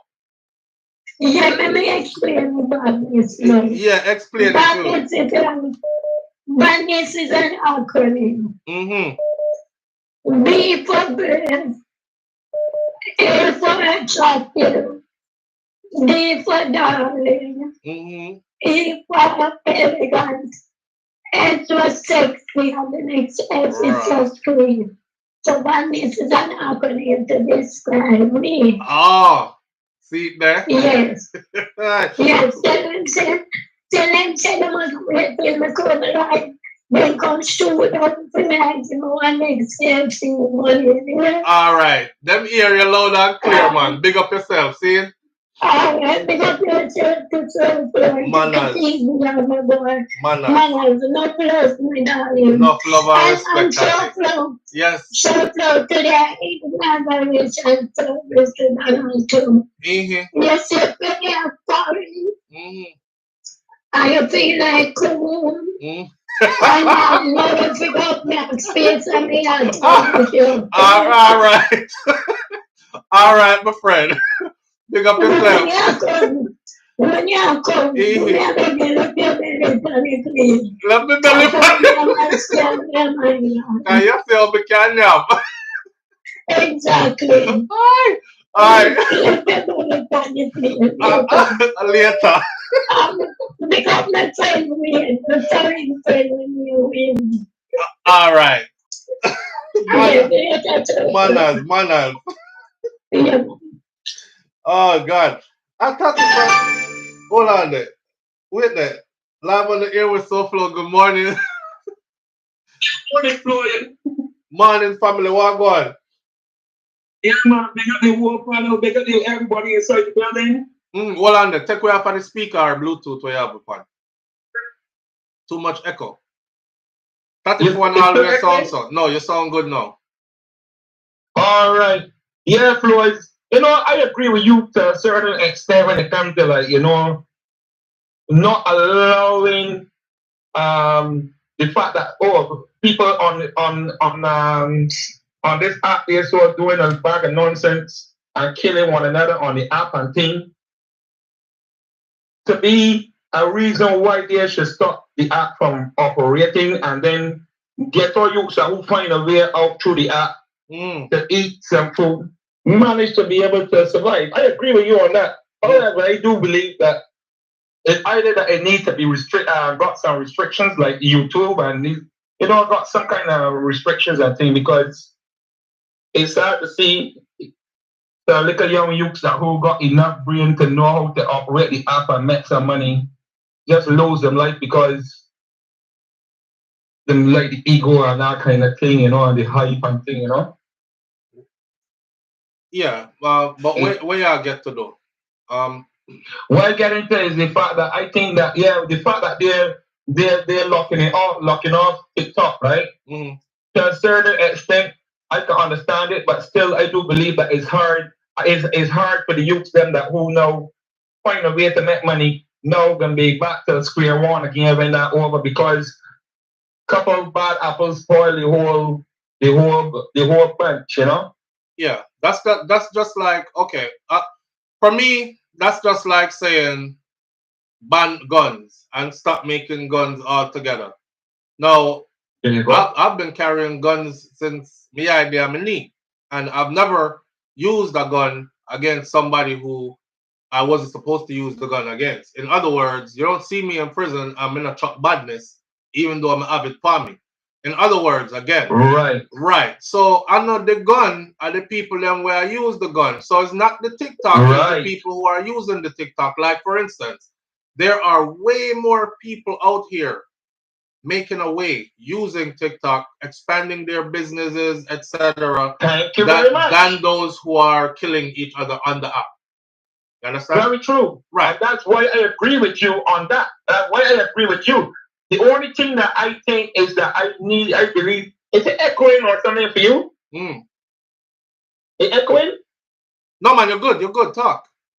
Okay. No, what I'm saying is that I think, right, that it just needs regulating, that's all, you know? Whereas that certain things can really go on, you know, just so that it don't reach to this place that it has been in Jamaica. And I mean, I honestly, I think, I don't know how TikTok work in other countries, but from what I see in Jamaica, I see the youth them there find a way through them hype and that kind of thing, and people support that hype. But not everybody either. You know what I mean? Let me ask you this though, bro. And this is something that we really have to remember. I know we started to talk about Marcus Garvey this morning. This is something that we really have to look into ourselves with, right? Why? What makes you so? I'm not saying you in particular. I'm speaking. I'm speaking in general. What makes you so jealous when you see your brother buy a BMW or a Mercedes Benz? No, we know enough that BMW or Mercedes Benz is a marker for somebody who can afford something nice, right? So what makes you so jealous when you see your brother's able to do that, that you would want to actually take his life? Brother, let me tell you something, right? And why? Hold on. It's a two-part question. Hold on. And why? Okay. And why have we become a set of people where if we work hard and achieve nice things, we have to hide it from each other because we fear somebody is going to do us something. I know exactly why. Bad mind and jealousy. Then that me I tell you, man. That's what I tell you. Brother. We had that there so from day one, brother. I don't see nobody else doing that. I watch other people, communities. I watch other communities, other cultures. I don't see nobody else doing that. People support. I follow one guy on TikTok, right? That who that play music in England and somewhere around London or England or somewhere like that. Right? And he got thousands of top followers. And it's pure joy and love that you see around there, brother. Pure joy and love, brother. And if people, brother, it's just, you see this thing, you see poverty? Poverty, right? Poverty is a son of a bitch, brother. Brother, no, nothing to do with poverty. But you hear why they tell you so? Hear why they tell you so? No. Yeah. Because when you're having people, right, that who don't have anything, right, don't have much, and they're lusting for material things, and they see other little people them there so that they're considered to be a nobody, getting these lot of material things, envy and jealousy. I live in Sweden, right? Envy and jealousy, but not poverty. Let me explain something to you. Bro. Yeah. There was a brother from Nigeria that made a video a couple of weeks ago where he said, "My Jamaican brothers, I am talking to you, but him try to talk with like some patois night, and he was like, you have dishonored your ancestors. You fuck up Jamaica, man. You have paradise. Why y'all killing each other like that? We have poverty here. Poverty that the levels of poverty you don't have there. And we not killing each other like how you killing each other. So what is it? Now we have to think about this enough. It's not poverty. Because there are other places who experience way different levels of poverty than Jamaica. And you have places that will make Jamaica version of poverty look like luxury. And yet still, their murder rate is significantly lower. It's a mindset. Are they lusting for material things there? It's a mindset. Are they lusting for material things? It's the conditioning to hate each other. It's not even material things. It's the conditioning. Because guess what? You see the things that you have, them not lust for that. They're mad because they see you with it. Because when them kill it, them not take the beamer and drive it. Them just glad said you will never drive one. That's a different level of a mindset. If them see a white man with the same beamer, them not gonna doing nothing. No, them just said the beamer look nice. And it's like exactly right. But that's why I used to go back to the term poverty. And here what I mean, and it's not to put down the body or anything, you know. I'm not poverty, bro, but yeah, go on. Here what I mean now, right? We are conditioned, brother, to see the white man with his nicest things and like give him praises for what he has. But when you see another crab in a barrel mentality, when you see another person with something just as nice and that look like you in skin color, Lulu, we're gonna get to that. It's all in the conversation. Yeah, bro, keep talking. Sorry. Sorry, what you said? No, Lulu says, can we address the elephant in the room? Who banned TikTok? We're gonna get to all that in a minute. It's a part of the conversation. Wrap this up for me, bro. Let's.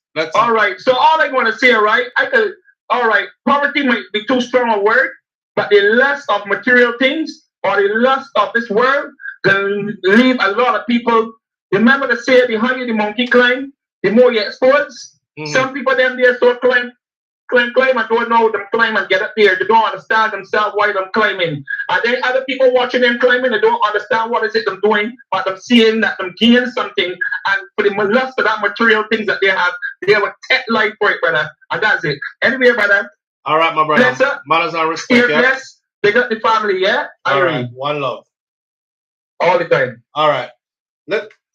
Let's talk about this. Let me finish off what he said. And Lulu, we're going to get into that right for you right now. It's not poverty. I've been a lot of places. I go to some place already where the people them dirt poor and their streets are clean. Like the street look like you could have never fight. The people them actually get up, sweep up them own road, even the public road, you know. Sweep up them own road. They don't drop garbage everywhere. Them don't turn and piss in every corner. And they don't. If you go to Jamaica, right, there's a lot of places in Jamaica where people just nyam and just throw the patty bag out the door. Just pull over and just piss anywhere. Them hark and spit anywhere. You know, it's a mindset. It's a mindset. A lot of people who are of this mindset, they don't want the material things that you have. They just don't want to see you with it. That's a different kind of mindset. Poverty would make somebody be like, oh God, I wish me could have lived that life the way him a live, because that look like luxury. So me will figure out how to rob him of that car and change the car color and the VIN number and keep it. Me will figure out how to get in the house where him in or want a piece of property them. Me will figure they don't want none of what you have because they don't want it. Them just don't want to see you with it. We have been conditioned, forget white man. Don't put white man in this. We have been conditioned to hate each other to a level where we don't want to see we own people succeed. It feels wrong and it looks wrong seeing my brother go up the ladder past me doing extremely well. We start thinking about ways to murder him because we can't stop him because we don't know how he might get there. And the sad part about this, I've said this before on this channel, sad part is this. You would literally take pen and paper and you will write out step by step. Come here, bro. Let me show you how I'm doing this. Step 1, you do this. Step 2, you go yasso. Step 3, you do this. You lost them from step 1. They don't really want to hear that because they don't have any plans to do what you did to get what you got. Again, them just don't want to see you with it. So even if you share your blueprint, this is how we became the set of people where it's dangerous to even share your blueprint. You know, we say this a lot, right? Spanish people, white people, they're like this. Them discover something, them run and tell all to them people them. So more of them can get the same thing. We discover something, we have to really start think. Why? I wonder if I should tell them, because, you know, if I tell them, this can turn out really bad for me.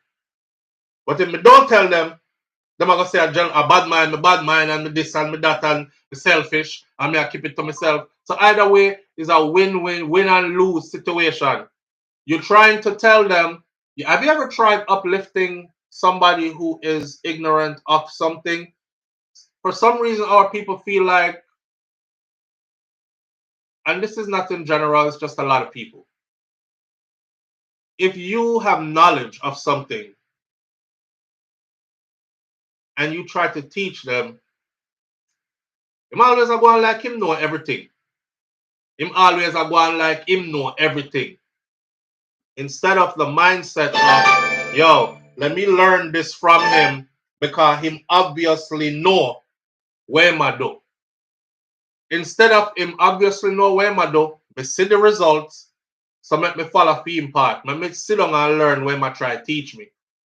I can't stand that brother there, yo. Him always a chat, go on like him know everything. Why we flexing from that angle? Why so many of us are flexing from that angle? And I even equate it to this. If I'm on live and I say to my audience, when you hit the thumbs up button, right, it allows that video to trend. So other people, more people, YouTube looks at the video and says, yo, this video had 1,700 people on it, sustained for over an hour. That's an audience that is engaged. And it had 1,700 likes. Please hit the thumbs up button for me. Help the videos to trend. Do you know how many people sit there and watch me and go like this? I like the content, but I'm not hitting no damn thumbs up button. I don't really want the video trend. I don't really want the video to trend.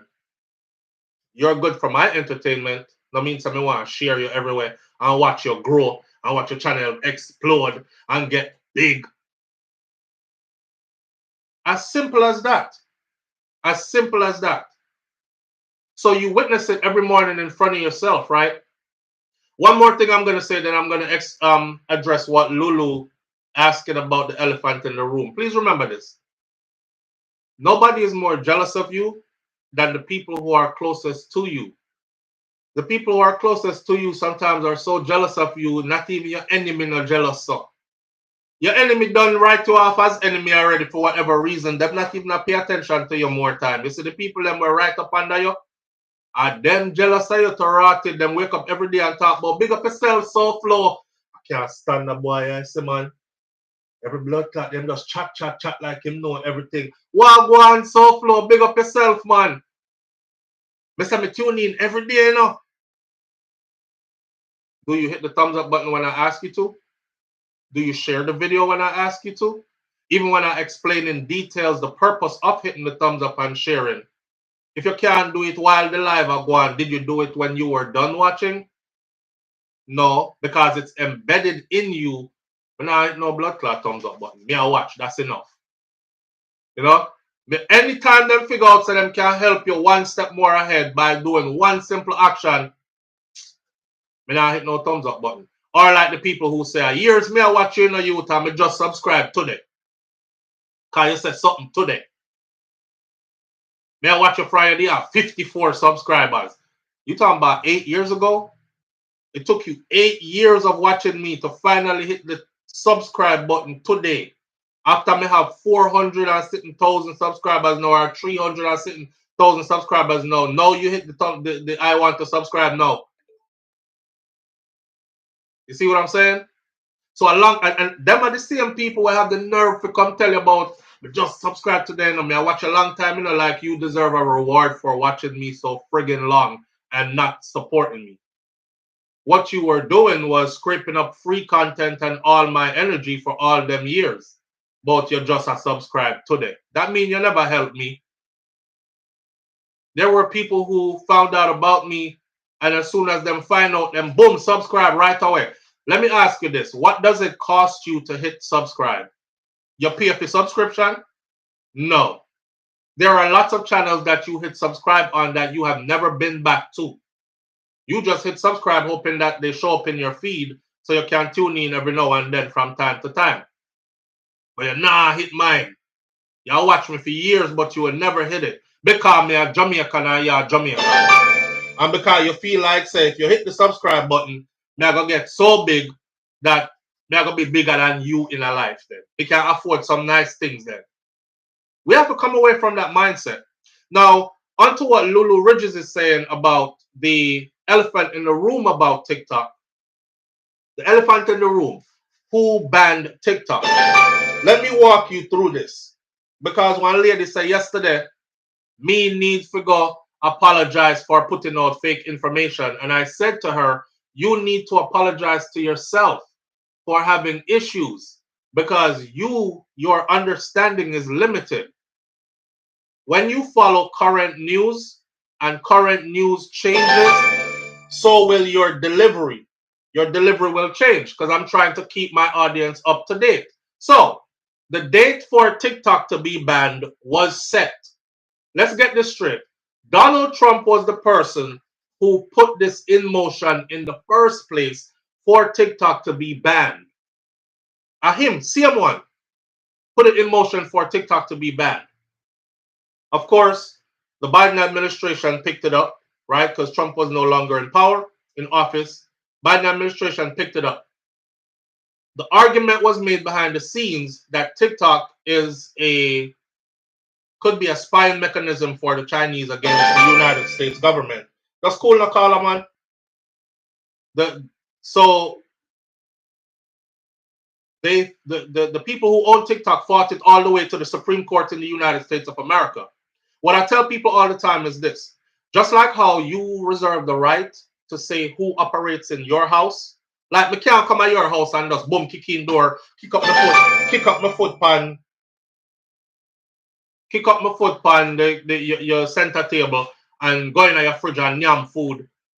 The US is a house. The US owns the right to say who operates inside of the US. Right? Right. TikTok caller, come on. I know you're watching me. May I beg you, don't call again.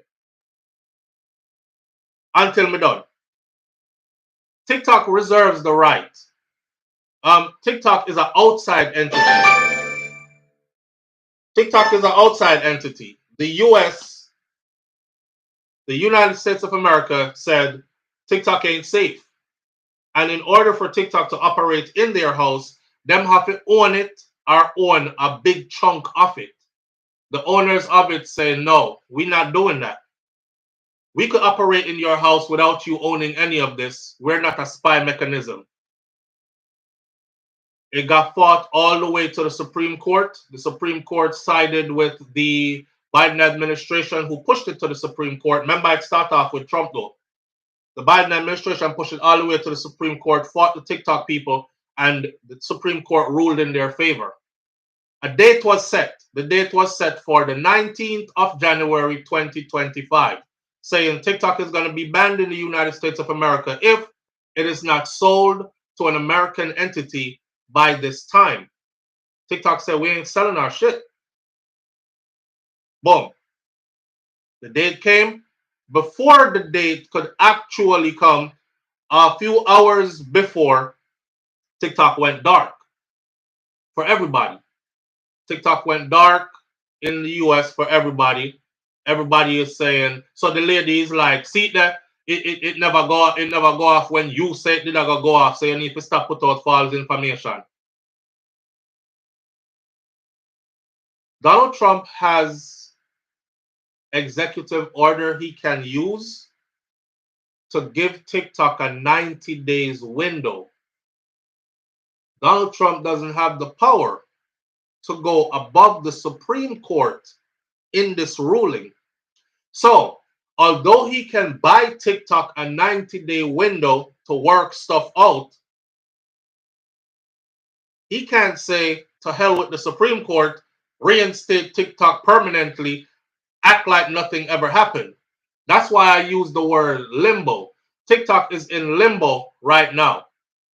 Trump already said on his campaign trail, I see the thing about TikTok going on, TikTok being banned. I think I'm gonna save it. I think I'm going to give it the now mind you, I him see someone initiate this, I know he want to save it, right? It's kind of like, hey, let me create a problem and then find the solution and look like the hero. So he creates a problem, then he finds a solution, looks like a hero. Good. All right, that's politics. Whatever. TikTok got reinstated. If you notice what the owners of TikTok said, it said, thanks to Donald Trump, go read the message that's on TikTok. It's actually on the icon for the video I put up yesterday. I took the whole message and put it on the front page of the icon, right? Giving thanks to Trump for, Gil, you're on point.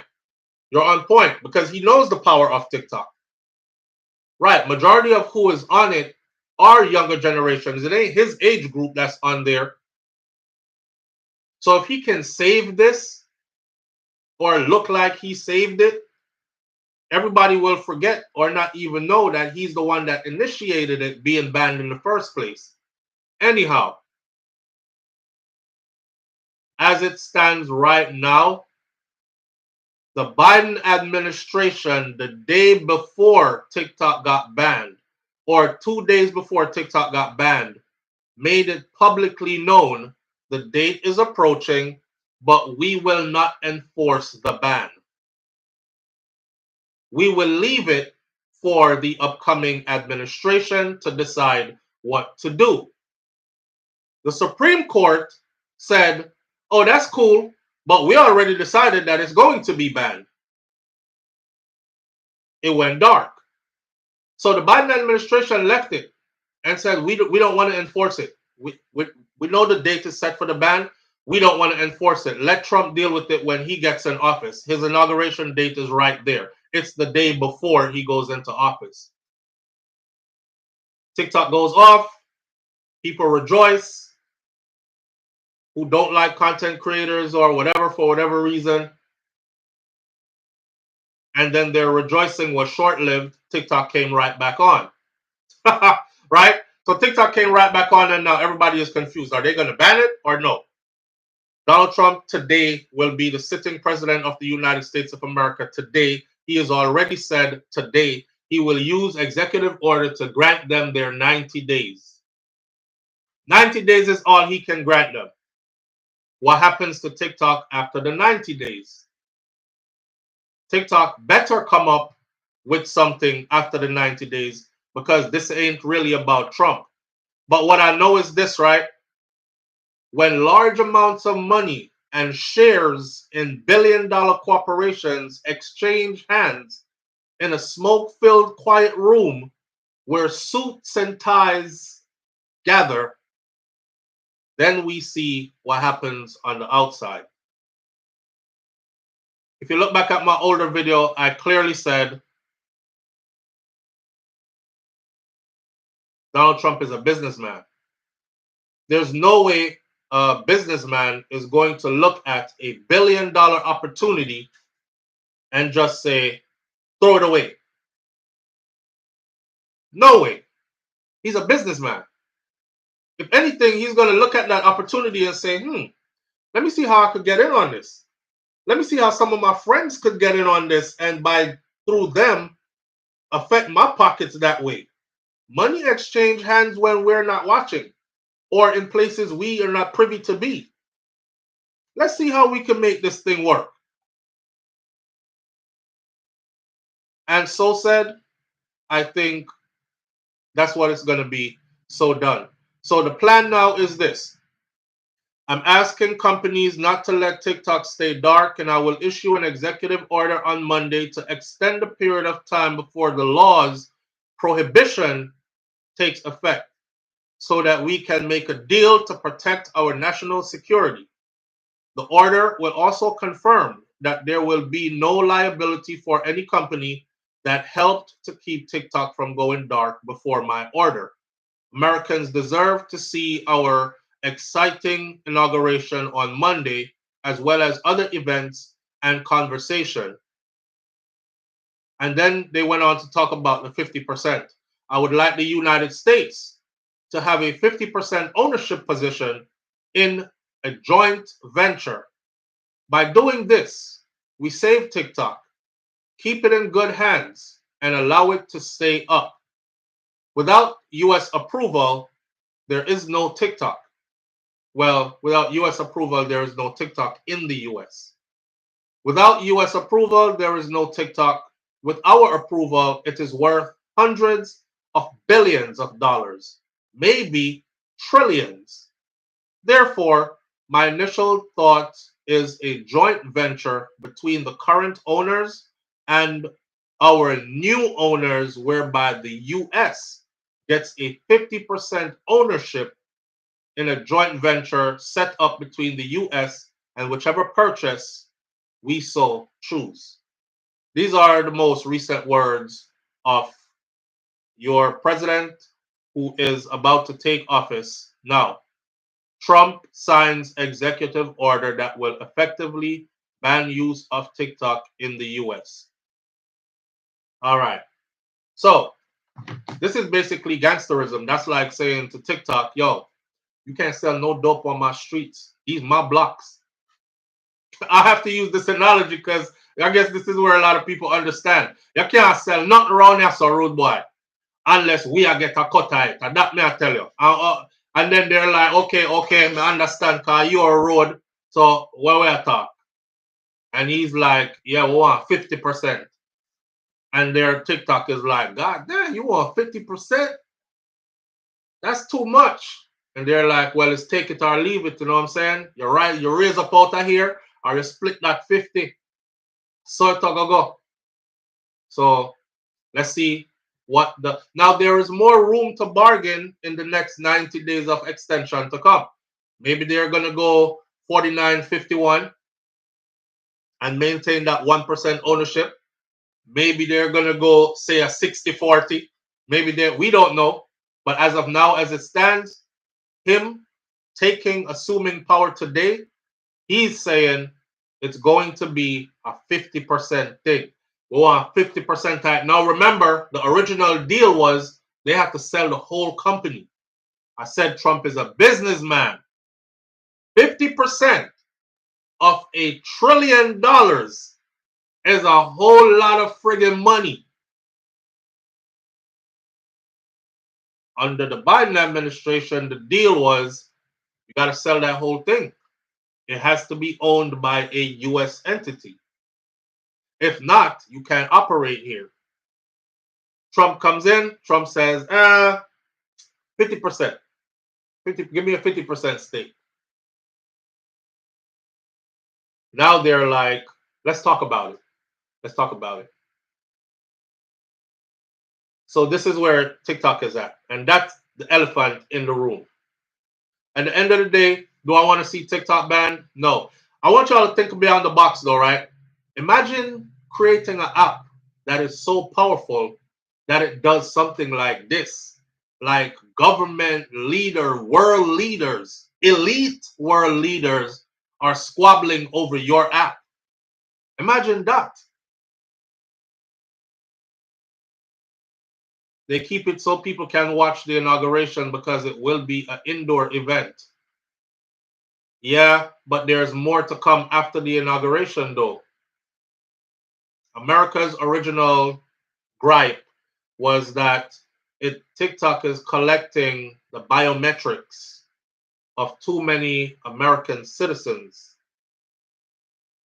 Therefore, they can somehow use this against America in the long run. Some people were even saying China is using TikTok to spy on the US. The version of TikTok that is available in the US is not available in China to Chinese children and Chinese citizens. We'll see how it goes from here though. SouFLo, sorry to ask this question. I still will like to know what's going on with Donnelly. Please let us not forget her. How quick we all does forget. She's like a sister to you and I. Yeah, man, we're on the Donnelly thing. I already updated. I guess you missed it. Noel Maitland will be going to court shortly for Donnelly's murder. Somebody put out some information a few days ago, said he was released on bail. Because somebody hit me up and said, SouFLo, is there any truth to this? Was Noel Maitland released on bail? And the answer is no. He wasn't released on bail. He's still incarcerated, and they're heading for his trial sometime soon. All right. And based on the amount of solid evidence that they have, irrefutable evidence that they have, I think there will be a conviction. At Jamaica, you never know. But I think there will be a conviction in this case. In the words of Joseph Stalin and Jim Morrison, you control the media, you control the mind. And it is that powerful. Hot tomato, 50% is still way too much. If you ask me, if I created something, I don't want to give you 50% off something you didn't put in on, and I would give Trump 25 to 30. You would give Trump 25 to 30. We were told it was a safety issue at one point. Yeah, a safety issue as in China using it to spy on the US and collecting the citizens' biometrics. You know, when you have your phone up like this, people think only because when you go to an airport or you go through some kind of fancy building where you have to scan in with fingerprint or scan in with your eyes, or that's the only way. A lot of y'all do selfies and stare into your phone like this, and you on these apps. The people who made these apps probably made these apps to collect your data this way. Your fingerprint gone to them, your biometrics as in your eyes stuff gone to them, and that's what they were afraid of, that this can be used late. I ain't lying. I watched a robot movie yesterday, and the robot movie, if you watch this movie, it will actually, I don't remember what the name of it is. I wish wifey was somewhere around where she can tell me. The name of the movie we watched yesterday, but if you watch that movie, it will drive it home to you the possibilities of what can be done using your biometrics, right? So they were like creating a whole nation of people who were half humans, half robots, and them have feelings, them act like humans. They got to a place in time where they worked right alongside humans. They were doctors conducting surgeries. They were working in plants. They were working in warehouses. They were assembling vehicles for sale. They were doing all that. It's not. I don't think it's iRobot. It's a more new. It's a more newer version, because they had created this little child, one little girl that looked like a boy. But the child was supposed to be the most advanced version of the robot nation. And now the government was trying to find the child so they could neutralize that child, because the child is the first prototype that has no limits. That child will grow. That child powers will increase while it grows. It will be able to control things without being there, just with its mind, and it will be able to multiply others of its own kind. So that was dangerous, and they were looking for it, trying to find it to kill it. I don't know the name of the movie. I know the movie, can't remember the name. I just watched it yesterday. It's a brand new movie. But if you watch what the government was saying about your biometrics being collected by China and how it could be used against the United States of America, remember I told y'all, this is a bit of thinking outside the box, right? Remember I told you, war in the future will not be what war is now. Ain't nobody running out with rifles with bayonets on them, and when we run out of bullets, we start slicing each other and we start fighting like this on the battlefield. They're going to be able to do something like this. Send a tsunami. 30 degrees north, 400 miles inland into Los Angeles, California, range to South Florida at a level 10. Go. That's how the new world is going to be. Ain't going to be no more shoot after you, nothing, and drop a bomb, nothing. It's going to be like that. Control the weather. Harness the power of the weather. Send serious weather your way. Oh, bury them under snow. It'll take them a year to dig themselves out. catastrophic. Many of them will die because there'll be no heat, cut their power grid, you know, leave them freezing. Then if they make it through that, hit them with this after. That's how the new world is gonna be. Oh, we need ground troops for sure. What? Then here come the robots that are highly functional. They won't crumble under pressure like humans do. Program 10,000, have them land 1,100 hours on the beaches of Miami, Florida. Go. That's how the new world is going to be. And it's coming. It's coming. They're already speaking to you about, if you look up right now, Elon Musk is talking about implanting a chip. And it should be ready by 2026. They're already in trial phases. Right? Implanting a chip. I was just reading upon it this morning. So this chip is supposed to be a chip that is going to put you at one with all your devices. Like you see how you have your phone, where you can be like, you have to pick up your phone and call somebody. You won't have to do that in the future. You won't have to do that in the future. Your phone is probably going to be like in your palm, and it lights up, and you hit numbers, or you just speak. But they're working, according to what I read this morning, they're working towards where you can communicate even telepathically, which that they said is going to take some more time. But where they're at right now with what they've developed so far, you can just say, hey, call mom. Y'all walk around, no device on you. Call mom. Mom rings in your head. Hey, sweetheart. Hey, mom. How you doing? You all right? All right. All right. Yeah, I'm going to slide by the house in like an hour, okay? Just checking on you. I love you. All right. I love you, baby. I'll see you when you get here. All right. Bye. And call. Call my job. Hello? Yes, this is Mr. Simpson. I'm calling to say I won't be in for work today because I have an emergency, blah, blah, blah. Okay, Mr. Simpson, we'll cover for you and we'll see you tomorrow. All right. You guys have a good day and call. No device, no nothing. My fear of something like that is it goes rogue inside of my body, or it malfunctions inside of your body, and it starts speaking when you don't want it to speak, and it starts telling you things that you don't want to hear. You know how some people say, the voice in my head made me do it. I stabbed her 100 times because the voice in my head kept saying she's evil, and I had to get rid of her to save the world. I'll be scared to have that in me. But I got them my work on. So yeah, it's not far-fetched that you hear the American government saying TikTok could be used in certain ways against the United States of America, so they don't want China having it. You got to understand that the struggle for world power is real, and China is at the forefront of the struggle for world domination. Why do you think China is everywhere? China own up the whole of the Caribbean, particularly places like Jamaica and so forth.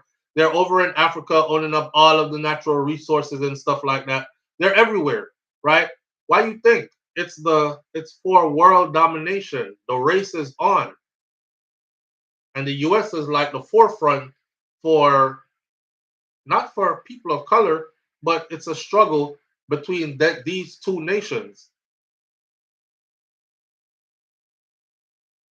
Bossman, just check your symptoms. You're not sick. Steve James. China is doing great weather. We want to admit it or not. Yeah, that too. You will have an internal doctor. The internal doctor will tell you that your body is not pumping blood at a optimal level. You need so and so, poor circulation, da da da. It'll diagnose you before better than any doctor you could actually go to. You know, you go to a doctor as a next human being. Them after that they have palpate, feeling, run this test, run that test. This thing is in you already, and this thing is telling you already what go on internally and these kind of things. Cancer detected, warning, cancer detected. It is in your left leg. It is spreading at a slow pace. If you get so and so, it can be gone before it gets to All that is going to come. Guess what's going to happen though? There are going to be good points to this. There are going to be good points to this. One of them is this. It'll be sold like you will never have to wonder where your children are again or your family members are again. You can easily find any one of your family members. So kidnapping will be a thing of the past. And in order for you to kidnap somebody, you're going to have to be able to remove that thing in order for them to not be tracked. So people are already going to jump on that. Put it in my child at birth. That way I don't ever have to worry about who's kidnapping my baby. And then there are going to be other benefits to it, which people are going to love. Who wouldn't like to have something that says, hey, you're at the earliest stage of cancer. If you receive this treatment now, your life will 100% be saved. And it even tell you what to get to save your life and these things. Those are the good things that are going to happen. I'm paranoid, so I'm thinking about the bad things that are going to happen. Like if that malfunctions inside of me and start telling me stuff that's not really there. You're sick, y'all go dead. Oh God, y'all go dead. Be sick. The chip said be sick. Ah, you're not sick. Your chip just malfunctioning. Your chip is just malfunctioning. You've lost your sanity. You're crazy now. Now you must strip naked and walk the streets. And you're out there with your body and hang out the road. And you just strip down your clothes on God by yourself. Me mad to Ross. It's me mad, my God, mad. And nothing wrong with you. I'll be afraid. I'll be super afraid. Yeah, we will all die, but y'all need to watch the movie. They will be able to map you and reproduce you, and you will have memories of you, and you will be you again, living longer again. Like a holy, I forget how many years the man said. Can it still be trusted though, even with the pros? Me no know, me paro, me no want to, you know me. Give that to the new generation. I'm cool. Let me go out like these two people right here. Let me go out like my grandparents. I want to, yeah, I expect that. I don't want to try nothing new that's going to have me, implant this in you and it's talking in my brain. My brain is already an overactive brain. I'm telling you already, I bought a little spliff one time and, I start here, stand up. Nah, don't stand up, sit down. Don't sit down, stand up. Stand up, sit down, stand up. You can't move so fast. Me I talk to the something that talk to me in my head. The ganja, kick in, brother. I say some good herb, Brother, run. No, don't run. If you run, people are going to think so you're mad. Walk. But walk faster than that, man. Where I walk so fast for? Run, no, man. Bush part your shoes them there. Why you come outside without shoes? Go back inside, go put on some shoes. All right, come back outside. Turn up right there, so. All right, breathe deep. Take in the ear. No, man, you're not so high, man. You're good. Bumbo cloth, you're not good enough. You look like you're going mad. Run! No, don't run. Yeah. My mind already work them kind of way. So, me no want nothing in me. Where I'm be a talk about? You're mad. No, you're not really mad. No, you're mad for real. You're gone to bumbo cloth. No, you're good. Me I gonna know, me not gonna know which one to believe. Not on a mad somebody for real in a real life. That happened to me before. Me all read Bible verse. Rockstar 860. Me all read Bible verse. The Lord is my shepherd. God, please take this off of me. God, please take this off of me. And you're going to yam everything. All the something them where you don't eat in a fridge and yam up everything. Everything cold to, cold oxtail left over, cold chicken left over. The chicken cold and the aisle seize up all the aisle they had. Yeah, everything, man. Yeah, I try to come back to normal. Like, God, please take this off. I'm mad, God, man, for real. Jesus Christ. So them all laugh after you when they see you. Brother, a road you're going on? You out a garbage can, you can feel the urge right now. It tell you if you run and you don't want to run, but soon you're going to run and not even know say you run. Brother, drink some water. No, put whole heap of sugar in it. Maybe salt. No, sugar and salt. Mix everything. But mine does a go. That's why I don't drink or smoke weed. I like to have control of myself. Karen Notice says, I want to give you a funny one. That's not. This happens mostly to people who don't understand herbs. There are levels to this. I tell people this already, right? You have your indicas and you have your sativas. Saying you must know which one is compatible with you, your personality, and your genetic makeup and these things. For instance, if a person who is naturally a depressive kind of individual, you don't need no indica. Because indica carry you down, mellow level you out, and you're already a down person. You understand? So you're going to there just I think about all the sad. The first boyfriend left me when I was 14. Oh God! And you're 35. You know what I mean? You gotta start go through it. You gotta start go through it back from your first boyfriend left you when you were 14. Me lose my virginity to John John. I mean, I'm 16 and I should have hold on to it because I never know so I was a naughty boy. Ah! You're gonna just start crying about things where, you know what I mean? You have to have the right strain to help yourself along the way. So you have to know the strains them. You can't just be out here just bun herb, which is what most young people do when them just start. They're not even business. It good. Them tell them brethren it good, and them brethren is like, yo, this that bomb, son. That's that chocolate from over on President. That shit blazing. You go out there and blaze up the chocolate. Yo, smell like chocolate for real, you know. Next thing you know, run. No, don't run. Walk. Sit down. Don't sit down. Stand up. Stand up and sit down at the same time. How am I going to do that? You talk to yourself, dog. You're mad. A joke me I make, man. No, we're not a joke. You're mad for real. Yeah, get up. See, people I'm going to look for you. Everybody in there talk about you. See, everybody in there chat about you. Yeah, you paro. Oh, God, go drink some water. Put a little sugar in it. All right, see if you can come down. Oh, my God, no sugar no there. You go mad now for real. Run, go to the store. Don't run. Walk. Everybody will watch you. Yeah, your mind gone from you again. Wrong strain. And it might not affect your friend the same way. And both of y'all smoke the same thing at the same time. Then put something in my weed. Then put something in my ganja. I don't put nothing in it. Your personality did not match the strain that you decided. Herb is powerful, you hear me? Herb is powerful. You see them people here nowadays that smoke some new age thing where them are growing in some fancy way. Me no want none of that. That look like crack to me. That look like straight up crack to me. You see a brother the other day have a piece with one whole heap of white something pan it. I said that's not ganja that. They laugh after me. I said, man, just give me Reggie, the regular. They laugh after me. They're like, oh, you a lightweight. Let me be a lightweight. I don't want none of that crack. Y'all smoking drugs. Y'all on crack, fentanyl, coke, everything mixed up.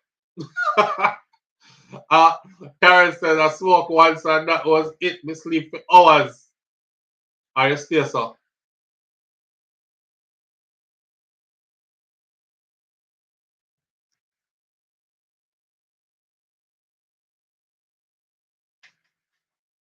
You get one of them. Yo, what's up, man? I try and do that. Ever wonder why oxtail move like oxtail do? See the tail of the ox. It have a wave to it.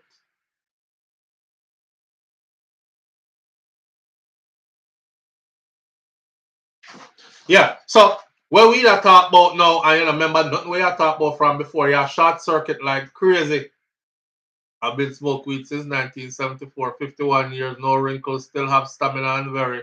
Ganja is your friend. Well, it works for you, family. It works for you. When it mix and that's a hybrid, right, Bob?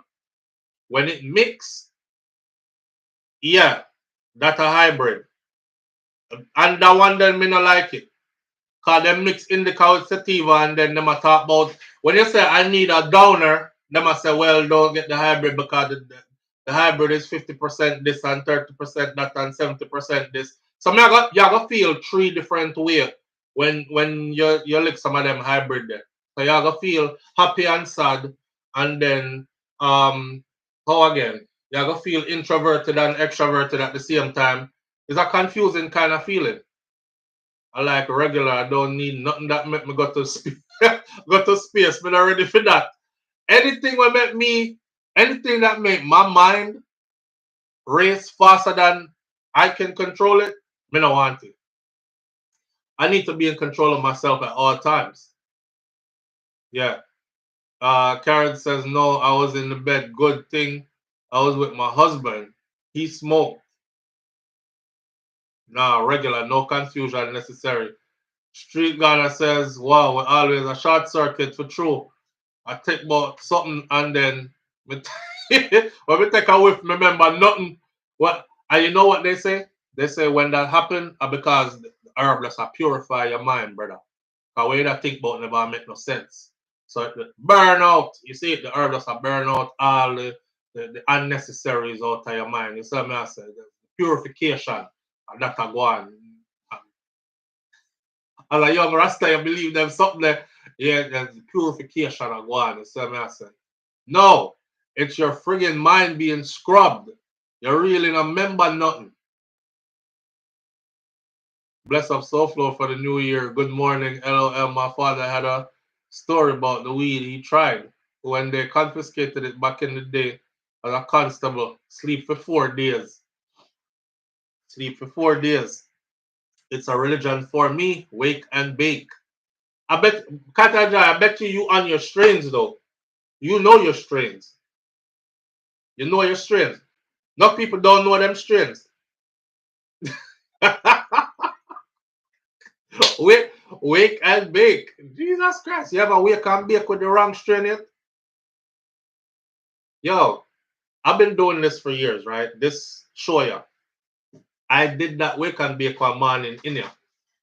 I wake and bake with some blouse and skirt indica. You wanna see me in here? I try the morning thoughts. This was me. Morning thoughts.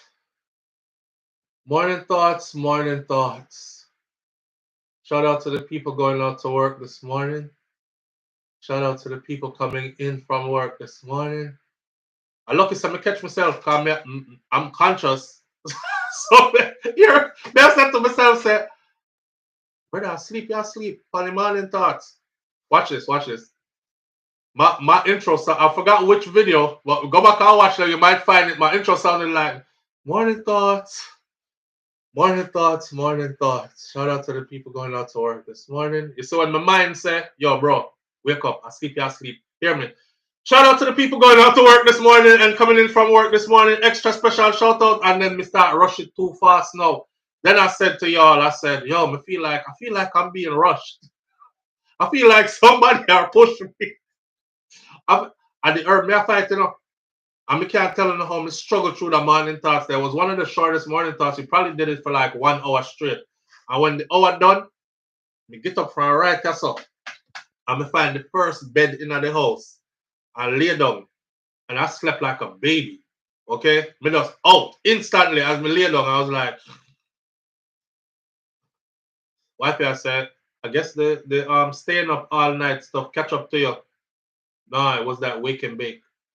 And staying up all night stuff because I used to stay up all night. Sometimes I stay up 2 nights in a row or 2 days in a row, like 24 hours lead to the next day, you know. And then when me crash. So she thought it was one of those, but it wasn't. It was that damn indica. I didn't get them mixed up. I had them like I would keep indica over here and sativa over here, but me used to put on them daytime, nighttime. So me know where to go. The particular morning here, I went to nighttime in the morning and didn't really check it. And just a little tiny thing, you know, we roll it straight out. I mean, I get ready for come morning thoughts. I'm coming here and thought out the thing. I'm say, yeah, I'm fresh already. Morning thoughts, morning thoughts, morning thoughts. Shout out to the people going to and the whole life. So we are. Wife me on one more time, my job, one I go broke. Me, I say all kind of something. Jesus Christ. How me feel so? And I'm a hypochondriac. If anything, me feel like say at the worst. Like if my chest hurt me, I said, Jesus Christ, me have to go get an MRI or something called could be heart attack. If my head hurt me, I said, God, I hope me not have brain cancer. Me one of them people that so the morning when me did I go like that and every minute me I said to myself, say, these are signs of a stroke. Or your body is lacking oxygen. Something wrong with you. Oh shit. Something I go you know, we start think the worst. We start think the worst. So as the morning thoughts done, my friend, me go lay down. I said, God, if me lay down and me don't wake up, please take care of my family and think I don't know what is. It was after all that I realized adapt me do in the morning. So yeah, different strains will have you doing different things. The sativa now, the lady at the dispensary, she's like, I do sativa. She's skinny as hell. She's skinny like this right there, so. She's skinny as I should wear tights. You ever see somebody in her tights and the tights baggy on them? Yeah, she's skinny as shit. While look a skinny white woman, blonde hair, she's like, yeah, I recommend this strain for you. And I'm in mind me, I tell myself, so whatever it is you're on, I don't want it. Because you overly active. Remember the one I'm telling about that's called Trainwreck? As she did recommend the Trainwreck. Anyway, that Trainwreck sat here for like a long time. Cause me just look for every time I go, me pick you up and me look for the jar, me look for the name. And me I say, who would name herb Trainwreck? What is the desired effect? Cause a Trainwreck is nothing good. I'm thinking crush up and mash up. One day I'm gonna get brave enough and try the Trainwreck. I was just like that woman in the store. That's one of them. Good morning. How's everybody doing this morning? Yes, I would like to thank you for this, and that. And I'm coming here to speak to you about that. And your mouth does run. Your mouth does run. Even your mind knows your mouth is way ahead of it and you can't catch it. And your mouth dry. I see. I lick your coming like your tongue on sandpaper. And you're like, shout out to the people going out to work this morning and the people coming in from work this morning. Extra special big up shout out to the people who work more. Woo! I feel so good today. Yes, thanks and praises to the Most High. I'm healthy and I'm strong and all my children are doing great. Hey, the first time I saw every word I spoke coming out of my mouth like the show Electric Company. Jen Jones says it's the first time I saw every word coming out. I spoke like the show Electric Company. And if she got skinny, maybe she mixed that with some other stuff. Nah, she said she take a thing in the morning, she hit a bowl, and then she go to the gym and she gets her workout in before she comes to work. But if you see how the woman move fast, yo, she move like lightning, and she's so little and skinny too, and she's like all chippery. Class. Oh, it's a ganja power trust train wreck is strong. Some of these will put right back to sleep. Yeah, the train wreck them, I stay away from that. That's the one that had me in here thinking my whole family was like talking. They were talking, and you know when you hear everybody but you're not hear nobody, it felt like everybody was talking to me at once. Yeah, we were gathered in the living room. You know, me say it's gonna be a nice evening. We're gonna have movie evening as a family and everything. And we put on the big movie, and then you know, me don't know why me go outside, go say me test the train wreck today. And when we come back inside, it was like the TV I talked to me and it too loud. Me not hear where TV I really said because me hear Malani talking, I hear Kai talking, me hear Beba talk. you know, and all the other kids them did there. Just too many people talking at once, and everybody is all talking to me. Nobody now talk to me, you know. Me feel like everybody I talk directly to me. You don't have time for everybody come. I can't split myself so many ways. I wanted to scream out, talk to me one at a time, please. But nobody was speaking to me. They were talking to each other and enjoying the movie. Take a breath and look around. And something said, get up and go outside. So we get up and go outside. It said, walk up and down your driveway. So I start walk up and down the driveway. Then the next voice say, your sister, you go mad, you walk up and down your driveway, you're out the door. Go back in the house, man, go be with your family. Something said, don't go inside yet. If anything, and this feeling get even more powerful, you have to go run. You can't run, dog. You don't have no shoes. Go back inside, go put on your shoes. So I go back inside and put on my shoes. Come back outside. Start walk up and down the driveway now. I start feeling a little better. And I'm laughing now because I'm like, yo, now I want to strong the blood clean. You know what? No more of this. So I walk up and down the driveway a little bit. Go back inside. Reach inside now. I sit down. I feel good for about 2-3 minutes. And then, boom, it hit me harder than before now. It was like everything closing on you. I panic to frig.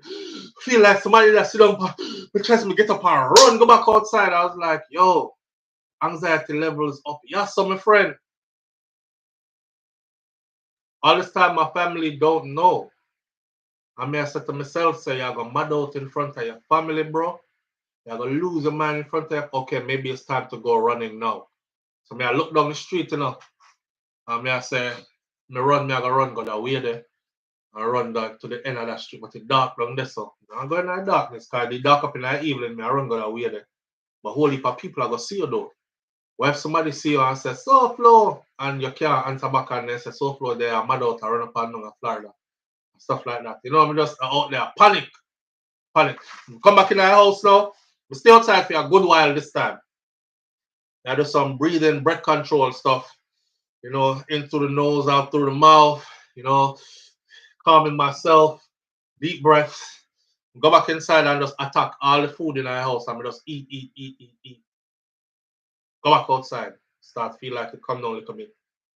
You start look on that train wreck there like it's the enemy. It's the friggin' enemy. About to light my morning spliff right now while watching and I can't even like it. Not on Monday. Not on Monday, class. You want to light up right now. I can't even do it. You used to your thing, man. You're good. That attack food part, yeah, the food part attack there, boy. It's dangerous. I don't get high anymore. I just get mellow. And I love that for me. Kataja Empress said. Yeah, you have to know how to taper it off, my friend. Jazzy Cameron, welcome. I appreciate you being here. All right, so check it. Get into some more of these topics, please. Nelly, Snoop, Rick Ross perform at Donald Trump's inauguration ball. How do y'all feel about that? It's a nice segue too, because you know Snoop is a chiefer. Snoop smokes heavily. I don't think there's anybody else in the industry that can match him, because they be having these celebrity smoke marathons. And I think Wiz Khalifa is the only person who ever came close. And I think Wiz said he was half like a week after. I don't believe in doing all that, because that to me is just straight up abuse anyway. I don't think that's necessary. You see some people lock themselves in a like one Ziploc something and them use like the blower and blow in there and full up it, hold it in there. No, me don't want to do none of that.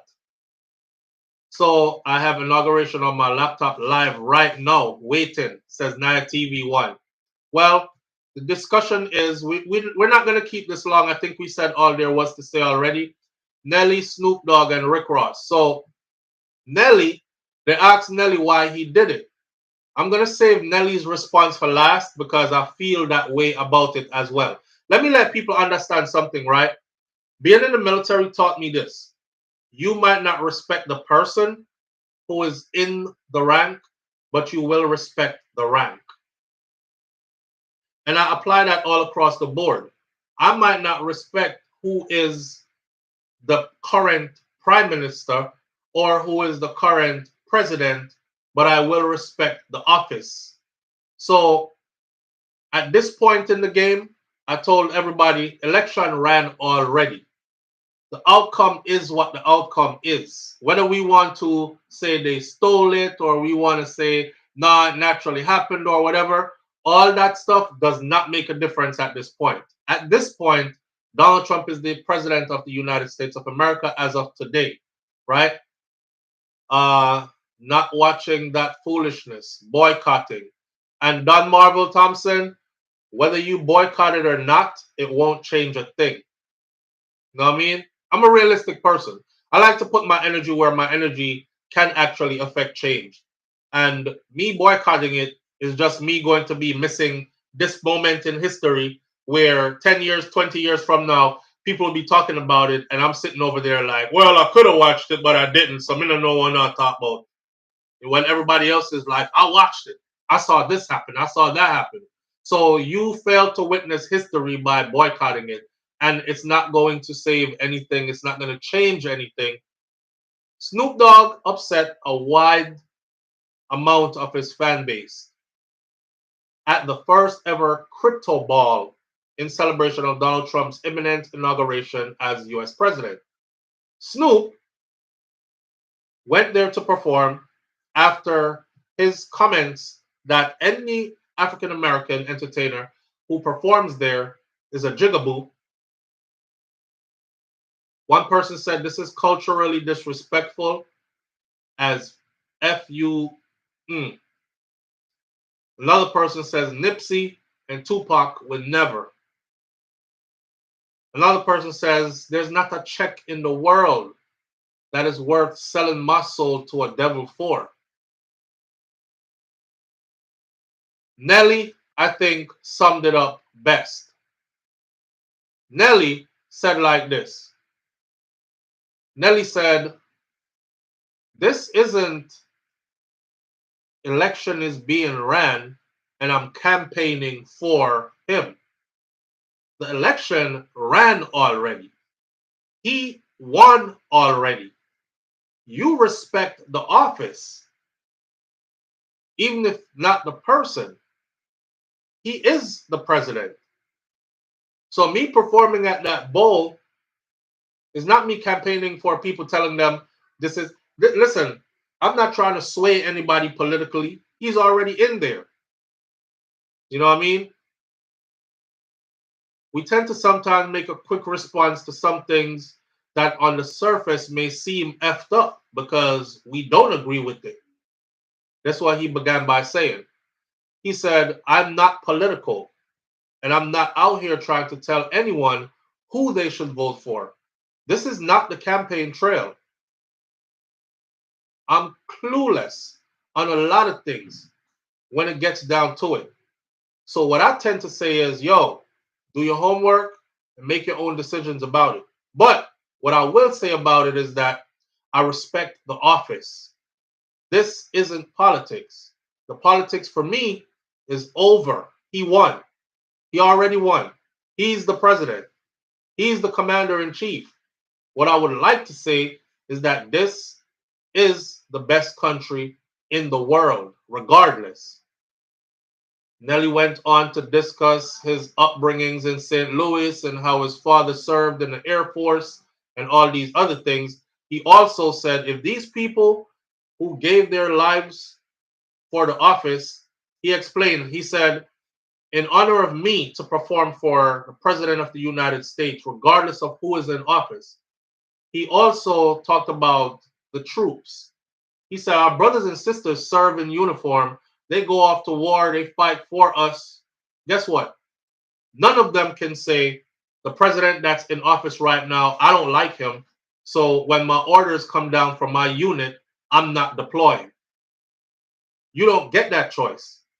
This is to show you that the office must always be honored. And I honor them in this manner, not necessarily who is there. You understand?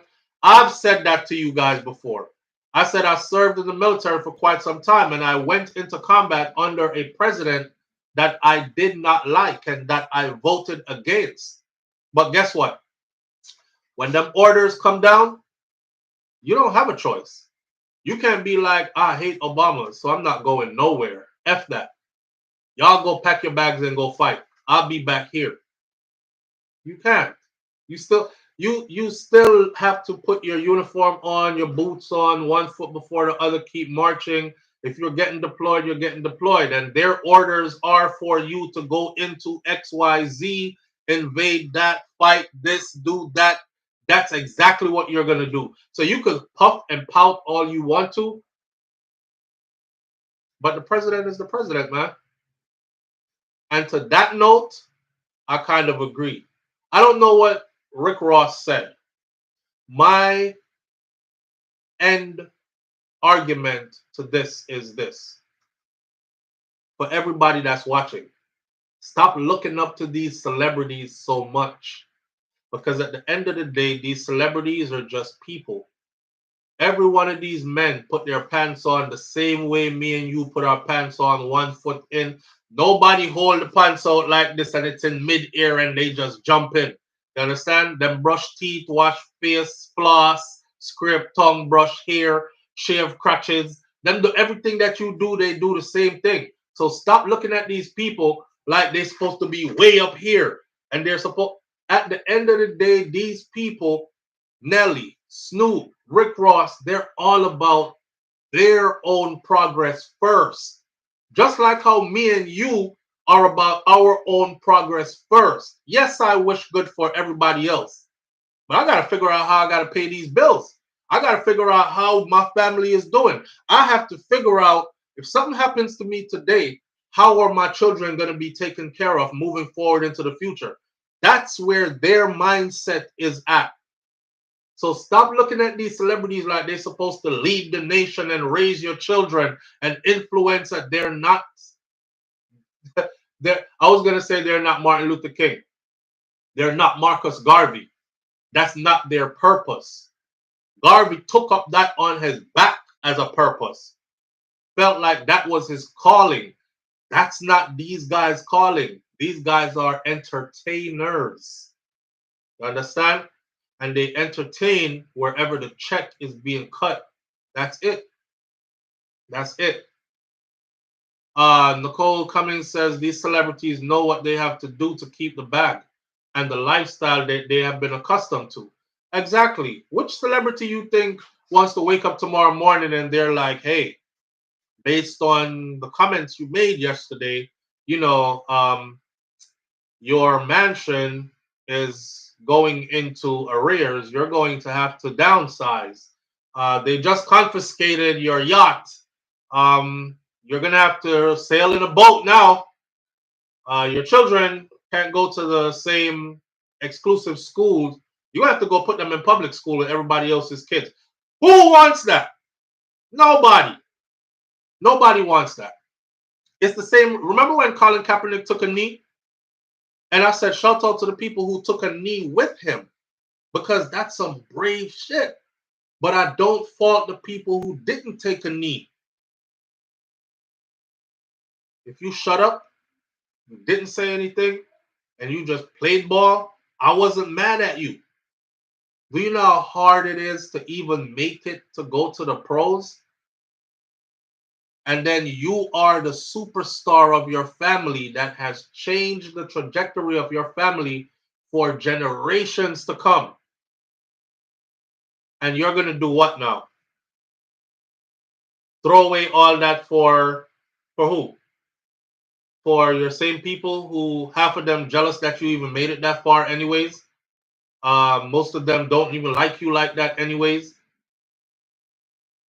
Most of them won't even appreciate that you threw away your stuff for them.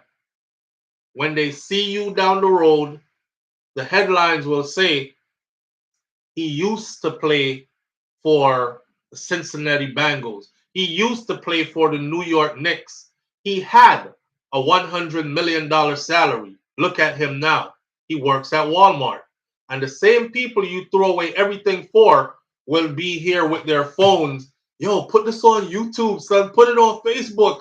Put it on TikTok. Look, look, look. Yo, isn't this Alonzo Ball that used to play for so-and-so with $1 million contract? Look at him. Bro, he drive a fucked up car that's outside. He's fucking checking groceries at Walmart. Oh shit. Yo, bro, is that you? Oh my god, he broke, yo. No. Ain't nobody sacrificing all their damn hard work and sacrifice for you. So yeah, I ain't mad at them. I ain't mad at them. At this point in the game, there's no need to be mad. And now, speaking of the inauguration, I'm all down for Trump. Y'all know I didn't vote for him. I made it very clear. I was vocal.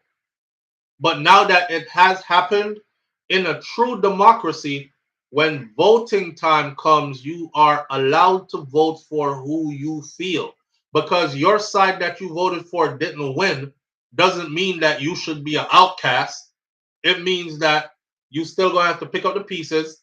You get on board with those who did win to make things better for everybody. Because guess what? He is everybody's president, whether you want him to be or not. And the policies that he implements will affect everybody, whether we wanted to or not. So now for me, majority of this whole thing now for the next 4 years will probably be me sipping tea, me, I'm here with my popcorn and my snacks. Because it's about to be a movie. And I'm going to be watching this movie. It's about to be a Netflix series, really. We're going to be tuning in on a regular basis, trying to see what episode this is, where this is going from here. What are some of the things that he backtracked on? What are some of the things that we never expected him to do good, but he did great at? Because that's going to happen too. I don't think everything is going to just be bad all across the board. Make no mistake about it. I think Trump heavily pandered to the side that I'm sure don't like people like my kind. And that's why I wasn't over there. If you're endorsed by the KKK, I can't endorse you, kind of thing. You know what I mean? But it is what it is now. So we'll have to see what happens next. Shout out to the people, immigration-wise, who know you have family members and friends who are in limbo immigration-wise, and you went over there. Shout out to the Hispanic community. They've done countless interviews now where these Hispanic people are saying over and over, we've seen them on video now, I did vote for him, but I don't believe he's going to deport us like that. I don't believe the mass deportation thing is going to happen. I just think he was just saying that. We about to see. We're about to see. One thing I know for sure is it starts tomorrow. Yeah, the raids start tomorrow. And just like I told you, they said safe spaces are going to be, or that used to be off limits, will no longer be off limits. So they busting in the church. They go into the church basement. They busting in the schools. He has 100 executive orders on his desk that he's ready to sail out like frisbees his first day in.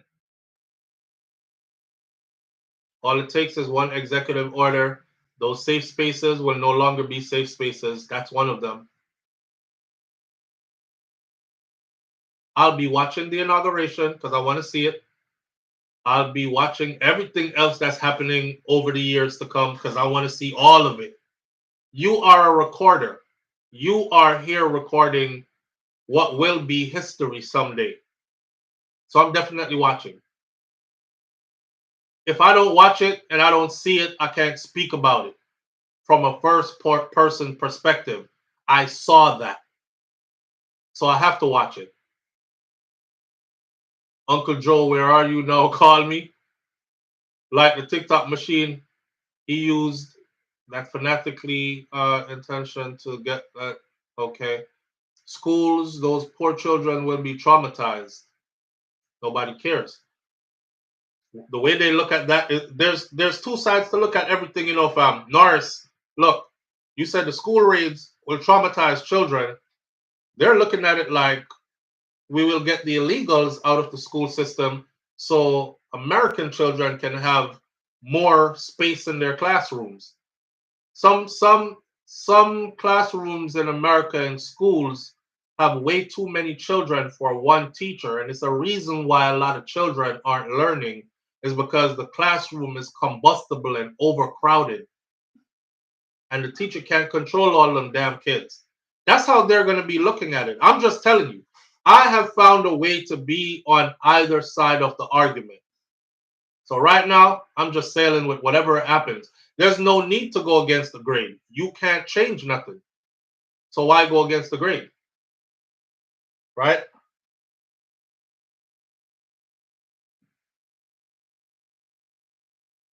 I forgot I switched the phone off. They should have been traumatized on the journey here. Nene says they should have been traumatized on the journey here. Nene got wicked. They were traumatized on the journey here. Some of them children were too small to are too small to remember the journey here. There was people who came with their children on their backs, strapped to them, on their front, strapped to them, carried those babies. You know, some of those children are now teenagers. They've never been able to get a status straightened because they're below the age and would require parental consent and parental involvement, and their parents are illegal, so they grew up illegal. Imagine hitting 16, 15, 16, 17.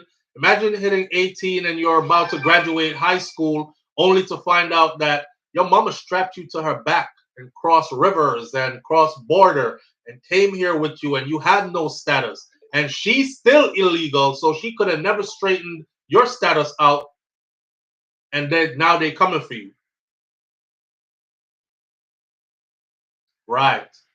Oh, Donald Trump said the ones that recently came are some of the first ones that are going back because he believes all the ones that came in under the Biden administration when they opened the borders, those are all illegal immigrants that should not be here, period. So they don't deserve the due process. They just need to be out. Them, along with anybody with any criminal anything. And I told y'all also about the new law that is sitting at his desk. I think he's going to executive order it, which will add to the deportable offenses. And the new deportable offenses are just about anything. I can't see who's calling. Close app. Close app. You got to give the phone a second to start up, caller. I did turn off the phone because I kept saying no calls for now until, and I didn't know how to like silence the volume on the phone, so I just turned it off by accident. But it's starting up now. So once the phone start up, the calls can come in. Yeah, the new list of deportable offenses. Let me make my disclaimer here. I am not an immigration lawyer by any means. If you are having issues immigration wise, please go and find yourself an immigration lawyer. Don't walk around here talking about SouFLoTV said and my next blogger that I follow said. Go find yourself an immigration attorney who can handle your case. All right. Now, with that said, we are well read. We are staying abreast with everything that's being put out to the public from reliable sources. The new immigration, the new deportable, the list of things that can make you deportable or can cause you to have your citizenship revoked, that new updated list is on the way. The new updated list includes some of the simplest things, especially to make you deportable.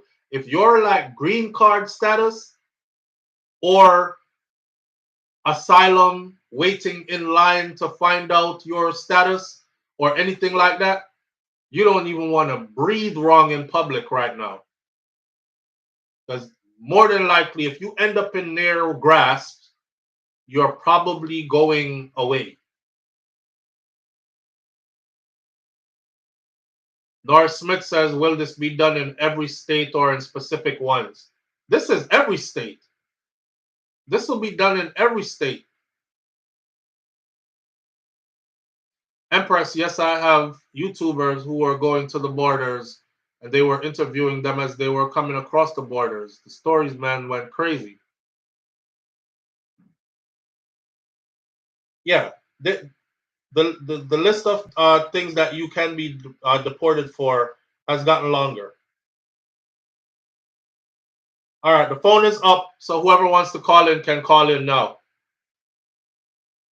But don't even go out there and breathe wrong. You breathe wrong, you're gone. You're gone. Remember the last time Trump was in power? Do y'all remember how aggressive ICE was? People would be inside of a party partying. Scourge! Music stopped. Agents at the front door of the club, paddy wagon at the back. Everybody got to show their papers. You go out for a night of party and don't make it home, you end up in ICE detention. Some people were able to get out of that. Others weren't. They have also advised everybody to start walking with your papers just to avoid the friggery and foolishness. Because, you know, you could end up having to go the long route before you can prove that you should be here. So you want to be walking with some form of identification at all times. The man say he wants to bring back stop and frisk. That's another one of the pointers that I was against during the campaigning part of this election. Because stop and frisk has never worked in our favor. It was always against us. When stop and frisk is happening, I've never seen stop and frisk in a white community.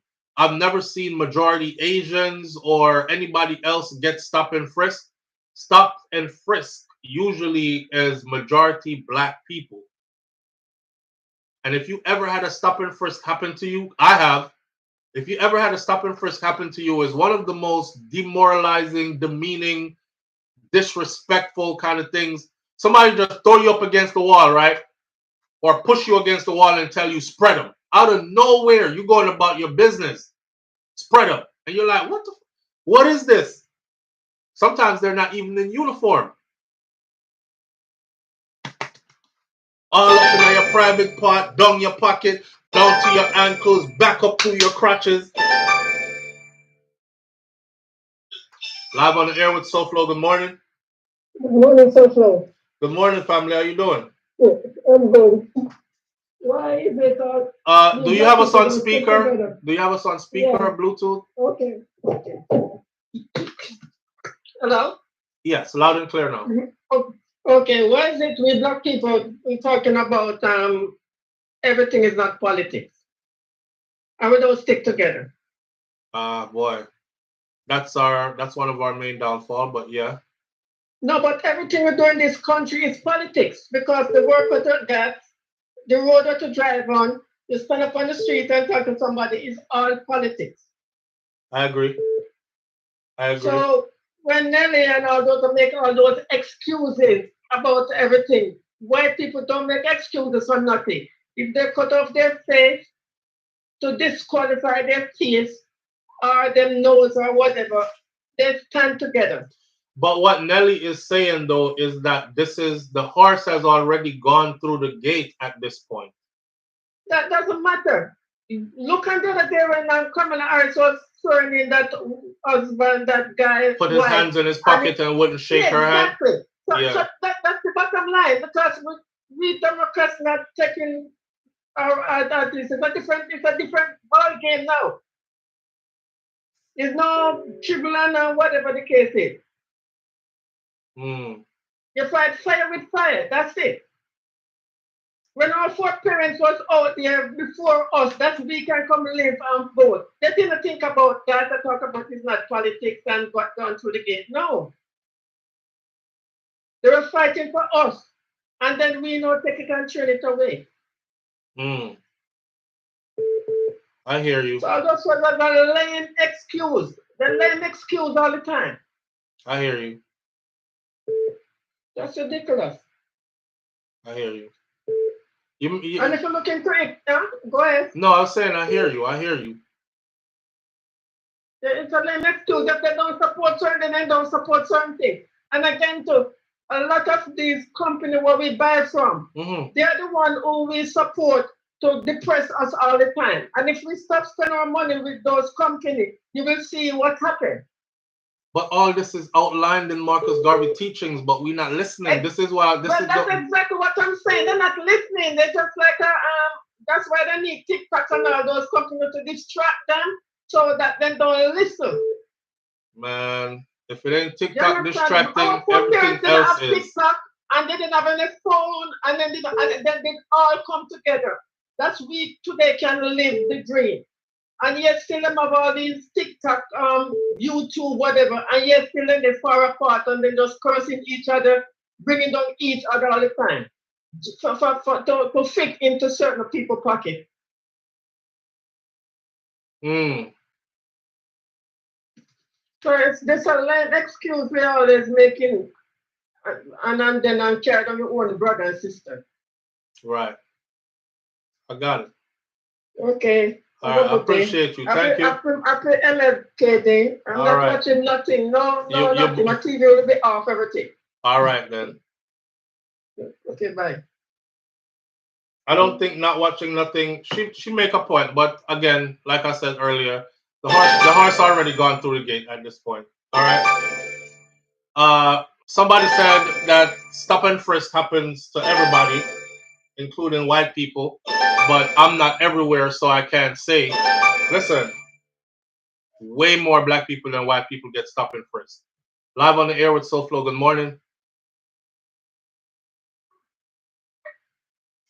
Live on the air with SouFLo. Good morning. Okay. Way more black people get stopped and frisked than that's the problem. It's not that they don't. It's the disproportionate handling of it. Live on the air with SouFLo. Good morning. Bro, let me tell you this. Manners and respects. I take away off of the speaker though, because we can't hear you. Big up it. Yeah. Something that go on with your phone there, fam. Yeah, something that go on with the brother phone. Anyway, yeah. Oh man, how should I say it? Good luck. That's all I can say is good luck. When the stop and frisk start, I want you to point me out one white person for every black person who gets stopped and frisked. Just do that. And remember the number of black people that are here versus the number of white people that are here. So if you're looking at population numbers, stop and frisk should mostly be white people then. And others. Right? Right. I know some of us feel like we have to defend white people sometimes, but trust me, they don't need you defending them. They themselves know that what happens to you doesn't happen to them all the time, like it happens to you all the time. So for you to point out that it happens to them too, we know it happens to them too, but it happens more to us than to them. Usually, what I see happening is, especially in areas that are of color predominantly, with more white police officers than anything patrolling those areas, is definitely they go hard in them areas when it comes to stop and frisk.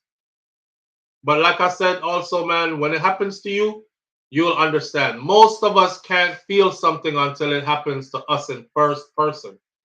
See, it happened to me in first person So I feel very different about it. You on the outside looking in. But wait until you're nicely dressed and heading somewhere and somebody grab you and throw you up against the wall and start running their hand up under your dress, through your legs, in your pockets, round your neck collar, all down your armpits. I bet you'll feel different about it after that. You're then gonna say, how come I never see this happen to everybody else? Live on the air with SouFLo. Good morning. Yo, SouFLo. Yeah, fam. Manners and respect, fam. Two things I'm calling about. Mm-hmm. I'm calling about the stop and fritz and the green card stuff. That person who say that stop and fritz happened to everybody is a lie. 99% of black people get caught up with stop and frisk. Because I used to live in Brooklyn. That's where it happened to me in Brooklyn. I got stop and frisk 3 times within one day. For what? I don't even know. Yeah, remember when they used to fling us up against the wall and spread your legs and just randomly grab you? You go about your business. That's what I'm trying to tell these people. Like, if it never happened to you before, you probably have a different feeling. But wait until it actually happens to your person. And that person who also said, it happened to everybody. Only how stop and frisk will happen to a white person or a Chinese person is if there was a black person in the hood. That's the only how. Other than that, they used to run riot. Bro, we used to go East New York. Hold on. We used to be in Manhattan all the time, or 42nd and all that, where people hang out. Times Square, where it's a lot of Caucasian people. Wasn't no stop and frisk going on there. That's what I'm saying. They wasn't trying to stop and frisk none of the Caucasians there. Even up at the part in Brooklyn where you have mostly the Jewish community, no stop and frisk going on over there. They come further down where the black community is more prominent, and they stop and frisk there. So this is something that I've seen and lived through. East New York, man, they used to run riots over there. Like the cops used to come up with a power hungry. Yes. Which nigga we gonna stop today? Like that's how they used to be jumping out. Right. Like it was crazy. Right. But people just need to understand this shit do happen. And it's mostly to us. Yeah, mostly to us. Yeah. It don't happen to nobody else. Now, Nicolette Cummings says that was Giuliani time, but don't you see that Giuliani and Trump are friends? Don't you see that Giuliani right now is in a whole lot of hot water because of Trump and him defending Trump, but Trump will pardon him soon. That's just the way how that's going to go. But the techniques and tactics that Giuliani used, those are exactly the ones that Donald Trump is saying he wants instated. But if I'm not wrong, ain't Eric Adams trying to bring it back though? And they were talking about bringing back stop and frisk? Yeah. Yeah, so it don't matter who time it is. It's just wrong, period. Yeah, most people won't understand, man, because that's our people. Our people don't really get stuff until it happens to them personally. You know, and that's why we get the message one at a time, not necessarily as a people. Sometimes we can't even see it happening to our own in front of us and say, damn. When we see it happen to our own, we turn our head the next way. Well, it wasn't me. It never happened to me before. I've been living here all these years. I ain't never been stopping frisk. When they get their own wake up, that's when they're like, okay, this happened to us all the time. But you know, SouFLo, the funny thing is, when I left, I'm from Guyana. When I left Guyana, I come to Texas. I never been through no racism or nothing like that. Since I moved to New York, I was like, God damn. I was like, damn. And it's my own people. Because most of the time I get stopped, it's from black cops. Black cops. Like just pulling you over wild. Like, yeah. I was like, yeah. That ain't racism though. That they be on a trip sometimes. Like that power hungry. Yeah, they be trying to prove to their others. With the white boys. They were the white boys. Well, they're trying to prove to them that they're not like you, Colin. Yeah, shit. Yeah. So it is what it is. Oh, and the next thing I want to talk about with that with Nelly, Rick Ross, and Snoop performing for Trump. You know, that caller was right. You know, we don't really stand with each other. It don't matter. I understand what you're saying as well. Hey, the horse already went through the gate. Yeah, I understand that. But at the same time, if you look at how these people, the Democrats, stand with each other, they don't care who it is. They just not riding with you.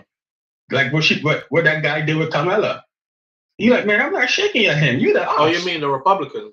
The Republican. Yeah. Yeah, like you're the ops. I'm not shaking your hand. I don't care where we at. Right. TV or no TV. Right. You're the ops. Right. And you see, we now, as Black people now, we always find an excuse to please the massive. Oh, no, they're the ops. Like they were Kamala, they were fighting for us for certain stuff, but yet still, I bet you if Kamala had win, whoever white celebrities wasn't messing with Kamala, they wouldn't perform. They're like, nah, you're the ops. So you see, we as Black people, they know how to stay on code, but we don't. Let me cut it short for you. Yeah. Yeah. Absolutely. Every time. But you know, it's just sad. And that's why we will never unite. I don't think Black people could ever unite. Never. I gotta die, come again, die again, come again. Now we still not gonna unite. We easy for sellout. So easy. Anyway, right. So forth. Big up yourself. And that's the caller's observation. Big up yourself, caller. Manners and respect. Manners. I seen somebody say, you notice his tone changed. I guess Trump didn't offer him a pardon. Trump ain't offering nobody no pardon until he get in office, man. He can't pardon nobody. What you mean you guess his tone changed? You guess he didn't offer him a pardon. The man takes office today. Everything happens after today. See? Live on the air with SouFLo. Good morning. Yeah, you know. Bro, you have it on speaker. No, I don't have it on speaker. What you have it on? Bluetooth? No, I don't have it on Bluetooth either. All right, talk to Winner. All right, here one. This morning, when you listen to the speech of the brother I talk about this morning. Because in the TikTok free back, you know, America get half percent of TikTok, see? 50%. That's not factual though. No, the brother said it, you know. Brother, Trump this morning, you know. Yeah, we already, Trump never said America is getting 50%. We already go by the topic, bro. You have to go watch it. Listen, you have to go watch this morning I watch. And listen to me. And he said this. If I put the thing in effect, 12 o'clock to the brother, I think that you win the election here. I hit him on the force fund because if I never, the people them free at the border, they won't win the election, brother. All right, the only reason why I win it. So that's what I see this. All right, sir. What? Manos.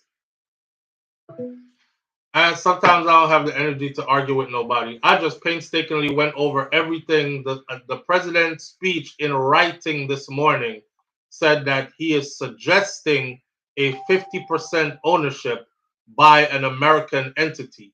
He's going to use his executive order to give TikTok its 90 days. And in those 90 days, they will have to decide what it is they want to do with it from then on. In the meantime, why this brother come on and talk about the president said America get 50% tithes? And he never said they're getting 50%. He said he's suggesting.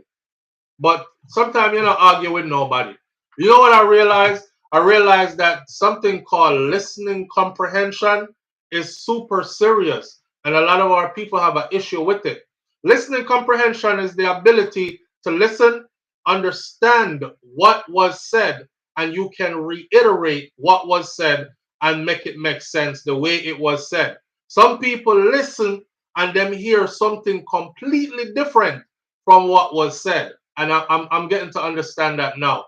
Yeah. Thank you, Miss Smith, for beat me in my Ross, for sharpen up my listening comprehension skills. And I think they're fine-tuned now, right? Listen to react and not to understand. That's what a lot of people do. They listen to react and not to understand. And because of that, they do absolutely right, Jay Robinson. And because of that, they don't get the full information. So they end up spreading false information. Imagine if I was to come to you this morning and say, this morning, Donald Trump said America will get 50% of TikTok from this point forward. That's this is a huge platform to put out such a big piece of misinformation on. But you can't argue with nobody. The brother say, that him sick, because that him a watch. It's right here in print. Okay? The words says, I'm asking companies not to let TikTok go dark. And I will issue an executive order on Monday, which is today, to extend the period of time before the law's prohibition take effect so that we can make a deal to protect our national security. The order will confirm that there will be no liability for any company that helped to keep TikTok from going dark before my order. Americans deserve to see our exciting inauguration on Monday, as well as other events and conversations. I would like the United States of America, or I would like the United States to have a 50% ownership position in a joint venture. By doing this, we save TikTok, keep it in good hands, and allow it to stay up. Without US approval, there is no TikTok. With our approval, it is worth hundreds of billions or billions of dollars, maybe trillions. Therefore, my initial thought is a joint venture between the current owners and or new owners, whereby the US gets a 50% ownership in a joint venture set up between the US and whichever purchase and whomever purchase or whichever purchase we so choose. That's all it says.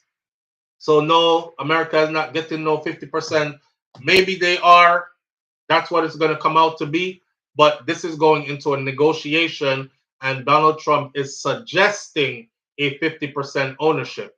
This might sound better to the people who own TikTok because the original plan was for them to sell it 100% altogether.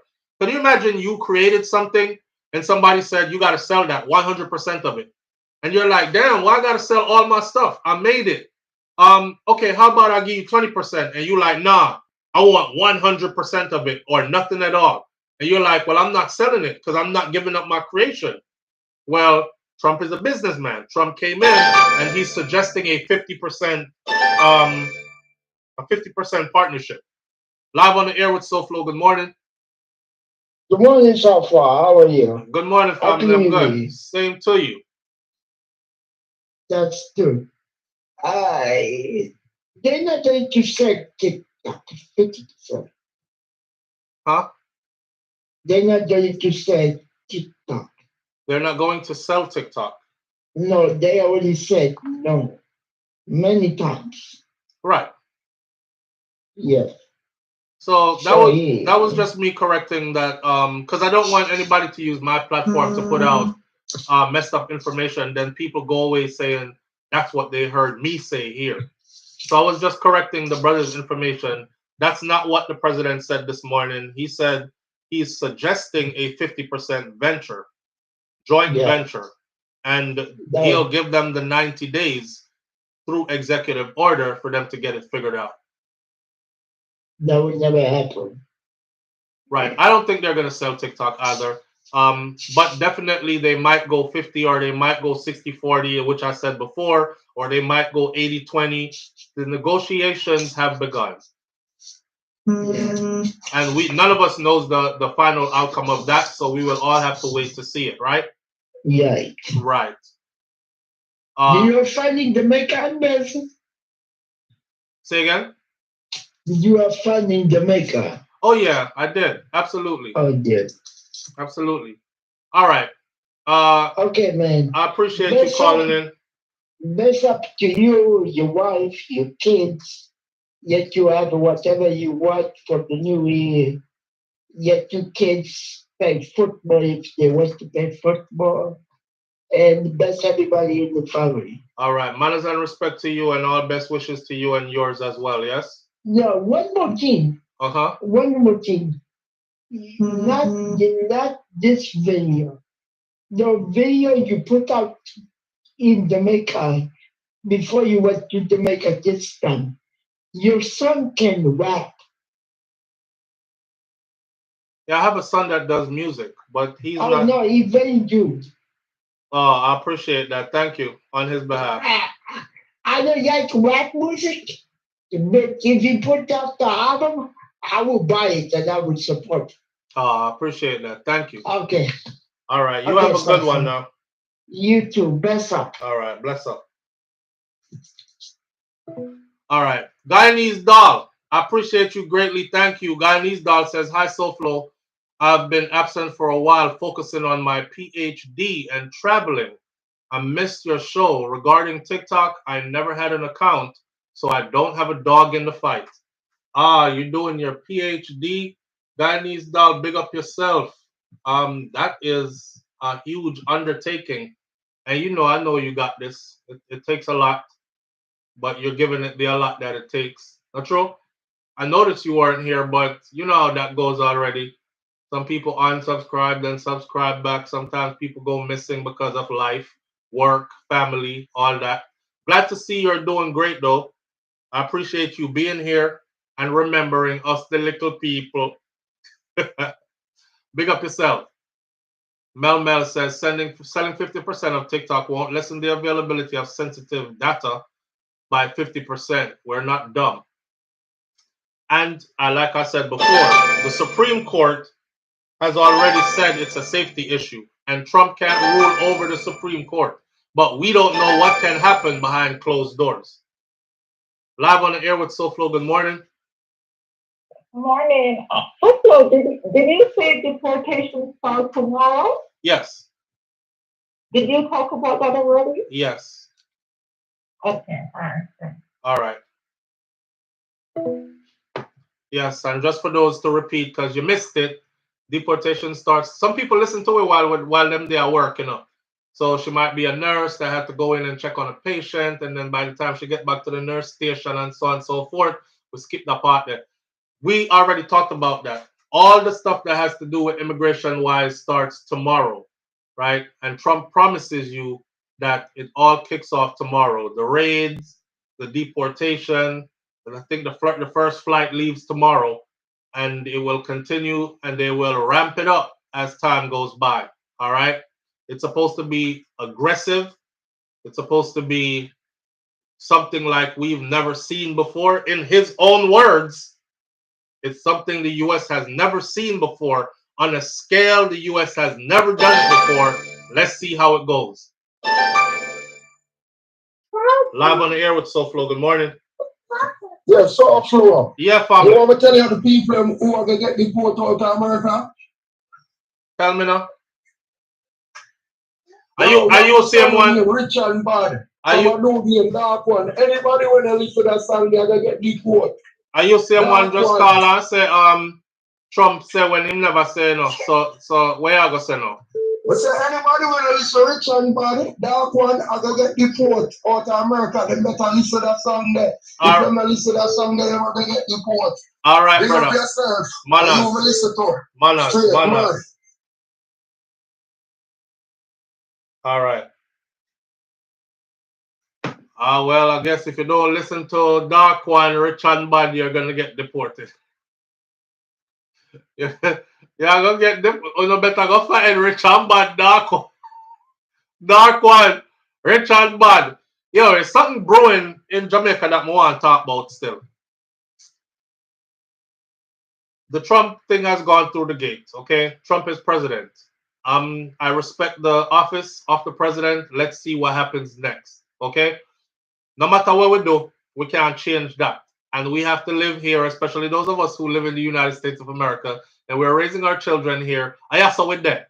So let's pay some respect to that office as he takes office, and then let's wait and see. Maybe there will be moments where we can say, aha, I told you, or there will be moments where we might have to run for cover, or there might be moments where nothing really happened. and 4 years goes by, and then we'll have new leadership. We don't know. We're just going to watch and see from this point forward. Sizzla Kalonji and Chief Currie seems to be in a row of some type. On the heel of Marcus Garvey getting pardoned, that was overshadowed by something that's happening with Sizzla Kalonji. Okay, shout out to Yard Hype. I have it on other platforms as well, directly from Sizzla as well, but since Yard Hype reproduced it on their site and it's right before me on the big screen, I can read it. Sizzla sends a strong message. You are no paramount chief for no Maroons in Jamaica. I said, wow. Veteran reggae and dancehall artist Sizzla Kalonji has been extra vocal in most recent days about multiple things that he's not happy with. After initially speaking out about Jamaican troops in Haiti, Sizzla basically believes that Jamaican troops should not be in Haiti. Them saying you're going to fight war against your own brother. They're pitting us against each other again. Get the hell up out of Haiti now. That was his stance on it. So after initially speaking out about Jamaican troops in Haiti, Sizzla Kalonji returned over the weekend to seemingly take aim at Accompong Maroon chief Richard Currie. Notably, on his Instagram page, Currie states that he is a government official and paramount chief for the state of Accompong, cockpit country, and defender of freedom, defender of culture, defender of Mother Earth. Sizzla fired back. You are no paramount chief for no Maroon in Jamaica unless we, the Windward / Leeward, Rastafari, Hebrew, Israelite, Maroon nation crowned you. And we didn't crown no paramount chief over the people of Jamaica. Wow. The statement from Sizzla continues by saying this. Rastafari, Anyang Kapon, Regent Crown Prince, Michael Adu, Sizzla Kalonji, Selassie, King Kojo, Blood. Sizzla's caption for the post read, we have our own ways of knowing the real from the fake. Praise Jah. Time will tell of your ego and deceit. An old African proverb, if you can't take the sun, you can't be a chief. We are watching you. You are no paramount chief to no Maroons in Jamaica unless we, the Windward, Leeward, Rastafari, Hebrew, Israelite, Maroon nation crowned you, and we didn't crown no paramount chief over the people of Jamaica. Rastafari, Anyan Kapon, Regent Crown Prince, Michael Adu, Sizzla Kalonji, Selassie, King Kojo, Blood. If anybody knows what this is about, please come tell me.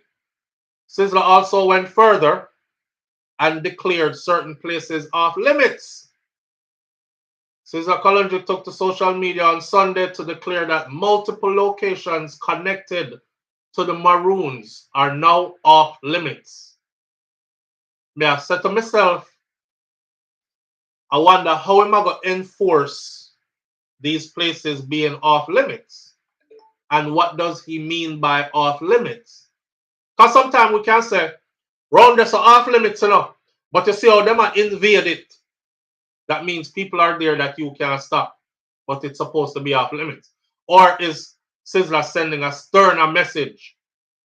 It off limits and you can't come there, like when the rapper them say, this a no-fly zone for you. That means don't land your plane anywhere in Detroit. You're not welcome back to LA. Somebody gonna see you and punch you in your shit. This kind of stuff. Me, I wonder, what are the levels to this? Are some big long gun all run out on them? Extra magazine all done out on them? War them from night till sun out pan them. Youngsters, gorillas come out pan them. Is it that kind of a war? Is it that kind of a, he must stand on business like that, or is he just saying? And that me want to know. Me can't even say your name. Why you name yourself Nutty Buddy? Me can't Nutty Buddy. Not, listen up. And that me want to know. What going? What really going? Now, in addition to the Maroon community of Flagstaff, Sizzla announced that Petty River, Kojo Town, and Kinder Tree will not be accessible to anyone. Caption in his Instagram post, Sizzla wrote, "No sellout, no traitor, we no hungry.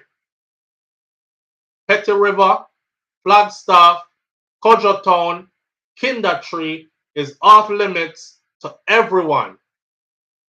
The reggae artist did not divulge any details regarding what prompted this announcement. However, the message comes a day after Sizzla called for the removal of Jamaican soldiers from out of Haiti, describing himself as the indigenous Maroon region crown prince, the solid as a rock singer. Sizzla Kalonji questioned what Haiti has done to deserve the ongoing war. He says, "I'm the indigenous Maroon region crown prince, and I did not send the Jamaicans to fight no war with their Haitian brothers and sisters. Get out of Haiti now. There is no Haitians in Jamaica doing that. What did Haitians do to Jamaica for us to be there with guns killing ourselves? Remember, it was a Jamaican who went there to Haiti to liberate them from slavery. Honorable Dr. Bookman, so why are we going against our ancestors' duty?" Sizzla wrote. Haitians and Jamaicans are brothers and sisters. Why are you setting them up to fight each other? This is so wrong.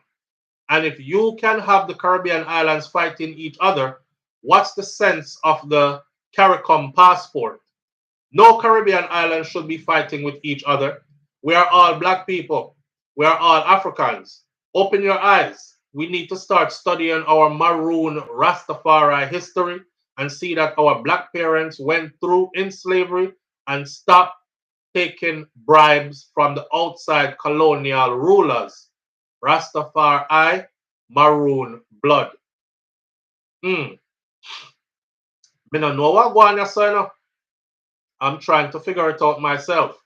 I'm asking anybody who know what is happening to please shed some insight.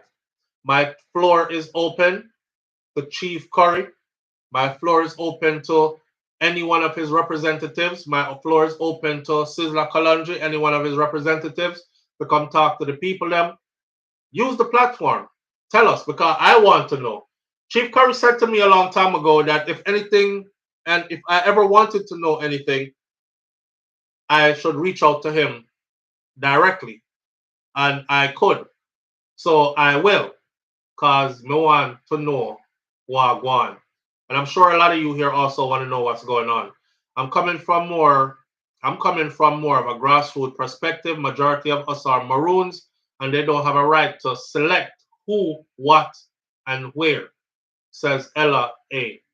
Which is what I understood as well, Ella. My understanding was that,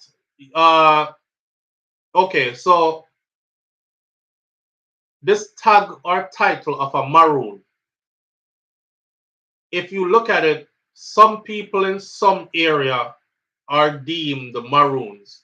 And then there's this quiet misunderstanding that has bubbled up amongst us, where if you don't come from over there, so you're not a Maroon kind of thing.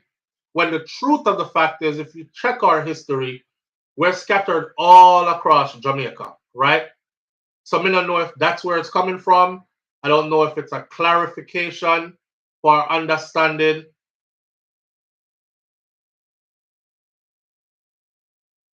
Apollonia says he wants leadership over the Maroons. He, Sizzla, wants leadership over the Maroons. I don't think it's that. Well, him call himself the Crown Prince. Sounds like it is being identified. Rasta is a maroon, or maroons are Rastas. Maroons inhabit all of Jamaica, not just some places. Exactly, Carthage Empress. And I think we're all descendants of them. I don't think all Rastafari are Maroons, and I don't believe all Maroons are Rastafari. Are they? But are all Jamaicans Maroons? The answer to that would be no as well.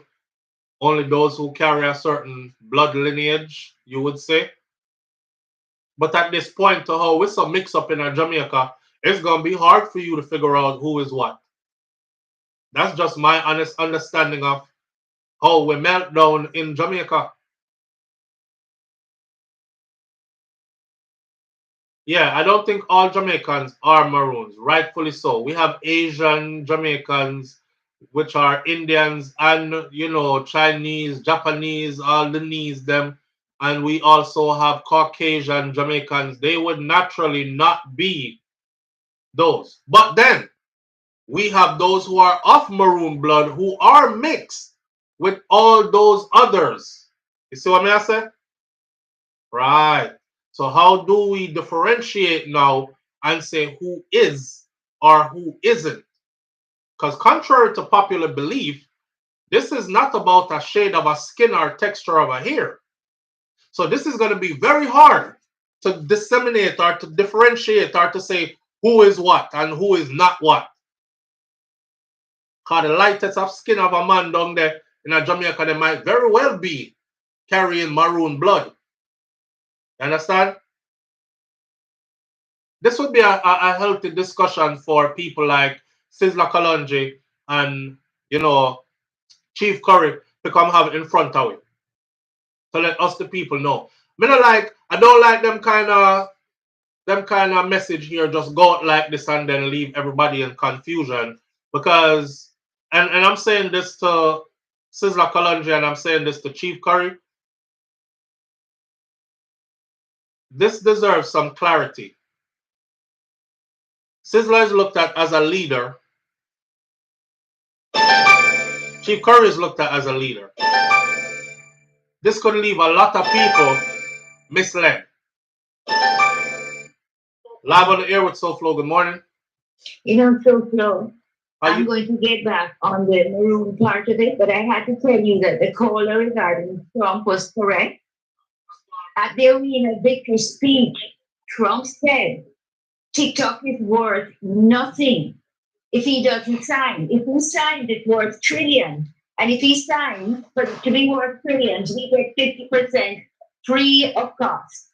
You can play back his victory speech at the arena. I watched it, I listened, that caller is correct. You heard the other speech, I heard that one too.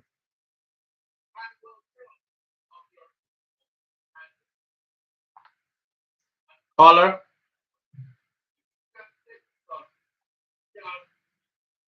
Caller. Yes, SouFLo. I'm saying your previous caller about I heard you. I heard you. I heard you, caller. Oh. I heard you. And I already said what I said, and he already said what he said. Yeah, but you need to check things sometimes because although we're faithful and we listen to you, you also have to check that we're correct. And he is correct because you did not hear the speech, final speech at the arena, the victory speech. Where did Trump say that America will own 50% of TikTok? Let me tell you what he said. Where did he say they will own 50% of TikTok? Because that's where the discrepancy is. No, he's saying if he signs it, it's worth trillions. So he did not say. So he did not say they will own 50% of TikTok. If he signs it, because then there's but they did. He did not. But he did not say they will own 50% of TikTok. Yes, he said it. Listen to the victory speech at the arena. All right, caller. Listen, we have a thing here, right, where we try to stay on topic, and this ain't the topic right now. We passed that a long time ago, and me and you are having a discrepancy. Yeah, but I just hope you understand. I'm listening to your maroon version as well. Okay, all right then.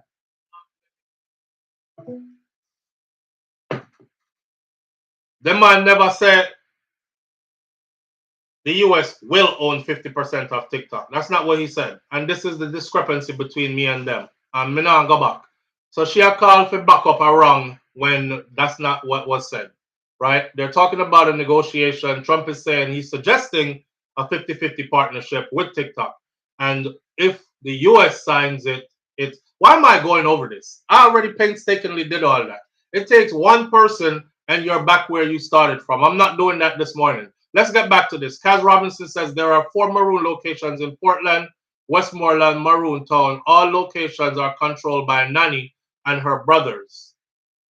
Nanny left long time. Nanny brother them can't there. So what we are talking about? What are we talking about? I just want Chief Currie them to clarify this for us, and Sizzla to clarify this for the public. Because right now you have some people that say a gunman badness Sizzla deal with. You have some people are saying hold on, just my son is writing me asking for permission. My daughter is texting asking for money. I saw. Anyway, Gary Austin. Gary Austin says, I agree with Sizzla. We should not be over Haiti fighting against them.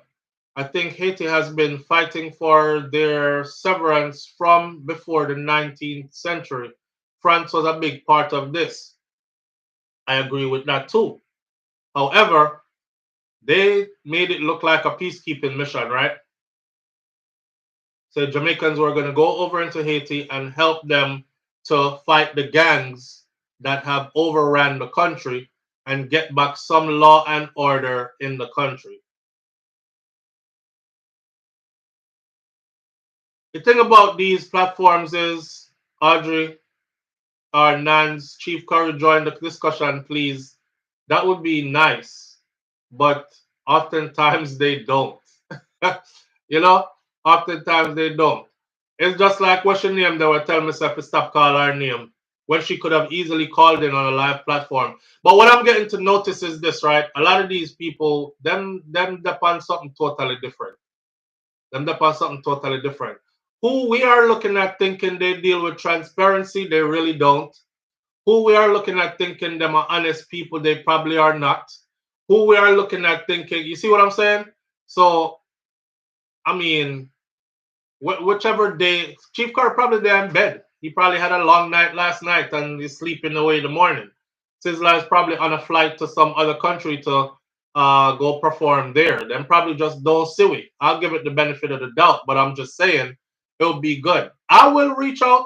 I will reach out and I will ask these questions just for some clarification. Now, if they want to answer, they answer. Shout out to Mr. Patterson from the UIC. Mr. Patterson not only agreed to an interview. So the other day when I said the only person I ever interviewed was, like, me not really do interview. The only person I ever really interviewed was Mr. Patterson. The only person I ever really interviewed was that young movie maker out of Miami, Florida.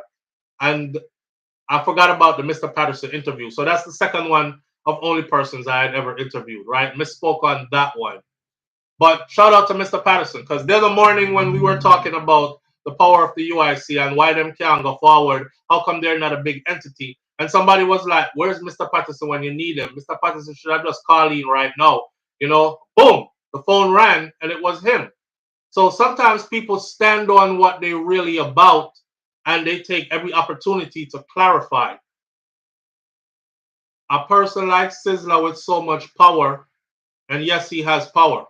And a person like Chief Currie with so much power, and yes, he has power, they should take every opportunity to make sure that the people are not misled in any way and that the people understand fully what is happening. See?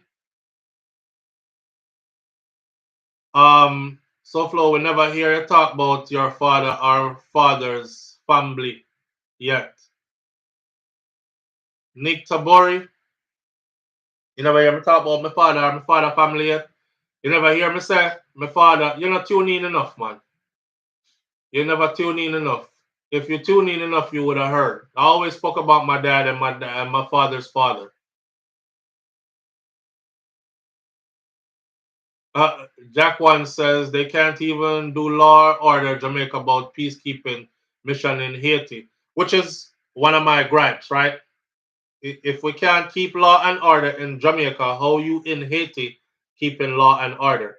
What's going to happen in Haiti from a combat perspective for me, as far as our troops being there? It could turn into a mission where it's kill or be killed. And you bond together with your group, you stay tight, you kill anything you need to kill, and then when it's time for us to go home, we get the hell up out of here. It could end up being that.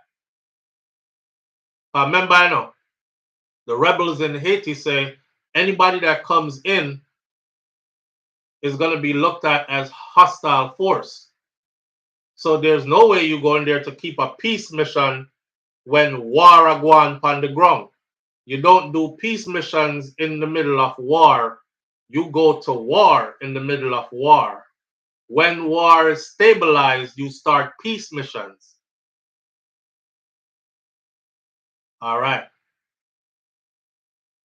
So that look kind of a way. For our people in Haiti, it's definitely going to be fighting your way out of some stuff, shoot up something, kill or be killed something, or working with those who are doing that.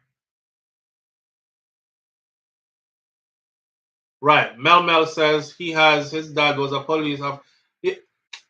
Them people they're not tuning.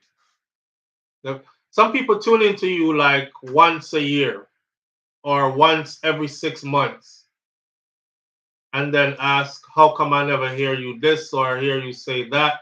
Because you don't normally tune in. You're not somebody that tune in on a regular basis. I don't think there's any disrespect in saying that. I think it's just factual. All right. Our last topic for the morning. Let's talk about this 11-year-old girl that was cuffed as a car thief suspect. And then let's blend them into one. And let's talk about the things they do to us, which is the white woman versus the real estate developer. You know, having just got back from Jamaica, when I see videos like these, it kind of, I feel like I want to buy one ticket and just go back again. Because as much as we have our problems and things a yard, you know, I keep reiterating this. There are just certain things that I don't ever have to deal with. I don't know if you all saw this, but the first one I'm going to show you is the 11-year-old girl. Now, what I want you to remember is this, right? Our children are never looked at as children. I just had a conversation with my sons yesterday, and one is turning 17 and one is turning 18 shortly. And I said to my 18-year-old first, I said, everything you do from now on will be judged as an adult. In my eyes, you're still a child for me. You're a young man, but your age still comes with the word teen at the end of it, which means you're still a teenager for me. But the world outside of your home is going to judge you like you are some mature adult that's supposed to figure everything out already and always have all your I's dotted and T's crossed. This is me talking to my son yesterday. And I felt the need to do that because our children are not looked at as children. Our children are not given the same grace. They're not given the same space to make mistakes before they are prosecuted as adults, before they are treated as adults. And it get dangerous out here, right? Max City says SouFlo CMR is live defending his wife ridiculously as well. Me not care about them. Me not listen. We know what the police report said, man. CMR can do whatever I want to do.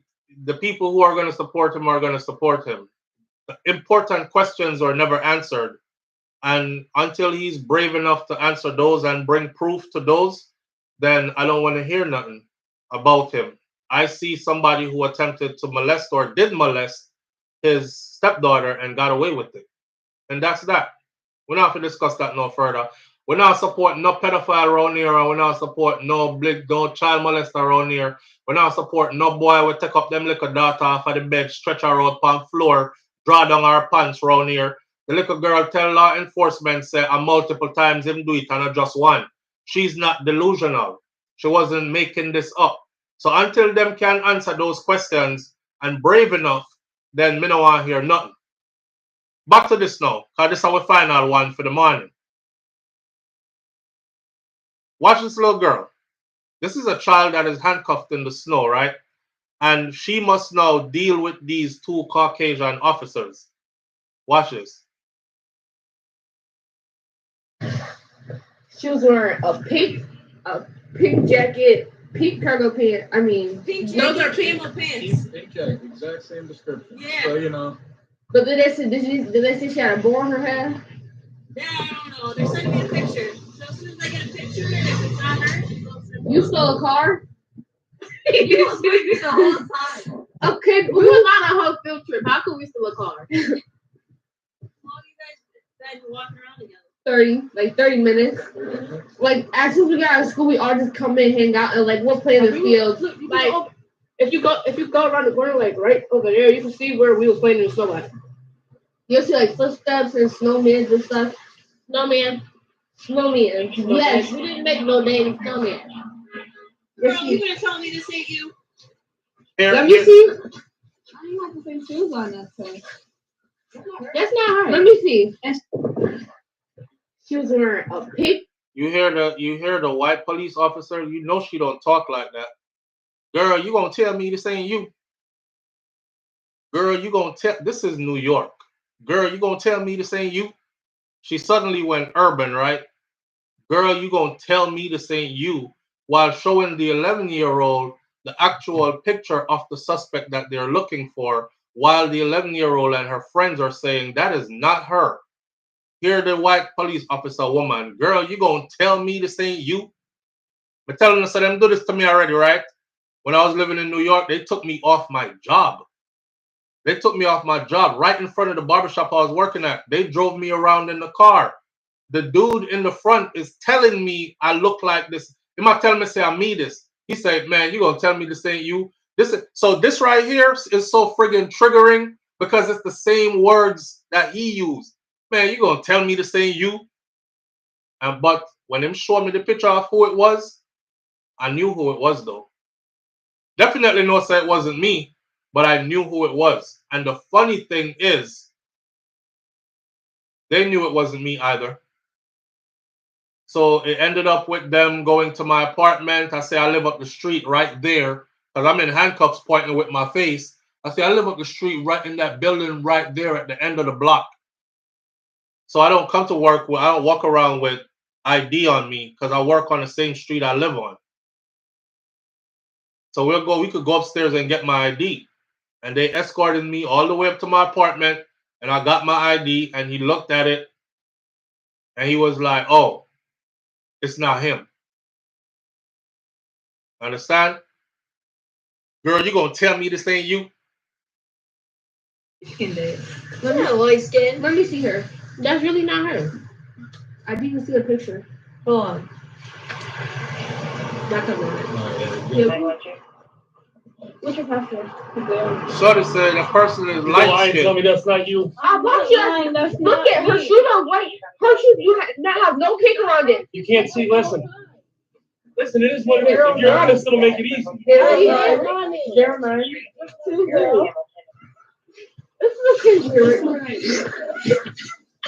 This is really like crazy. Like this is so crazy. I mean, I'm sorry. You can see how you could match that. Just like the braids are way longer. That's two different braids. You have to see that she has. The other girl had white shoes on, they were probably Air Force. Come here. Oh, you want to find your mom? Here. Let's go. She light skinned it. Light skin. Let me see her. You guys are twins, all right? If it is you, play it well today. But if it is you, you gotta wait today.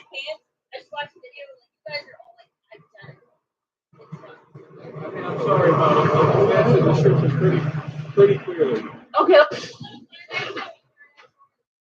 First of all, right, the young girl is way shorter than the grown woman who they're looking for that stole the car. Second of all, the young girl's hair is short. The suspect they're looking for, hair goes down to her ass, weave, wherever she have in her hair. Third of all, the young girl is dark skinned. The person they're looking for is light skinned. Just in the same area, right? Third of all, fourth of all, the young girl is wearing a pink and white pair of sneakers. The woman in the picture they're looking for has on all white sneakers. You gonna tell me this ain't you? So I guess she ran around the corner, grew inches shorter, cut off her hair, took the pink off her, or put pink on her sneakers, and yo, these people, I'm telling y'all, man, them something like them here we don't ever have to worry about. Now, look at this lady right here, right? Man banging on our door and helicopters hovering over our home. So, did I overreact? Yeah, maybe a little bit.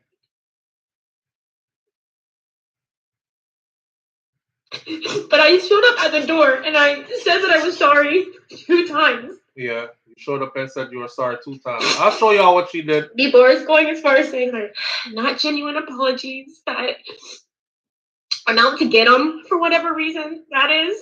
I don't know how it could be twisted that way when I literally thought he was a white man. So you see the man in the picture that you thought was a white man? I knew it wasn't going to stop there, but the Facebook page stuff was deleted. Not you me see ever the man in the asking picture? for it to be deleted.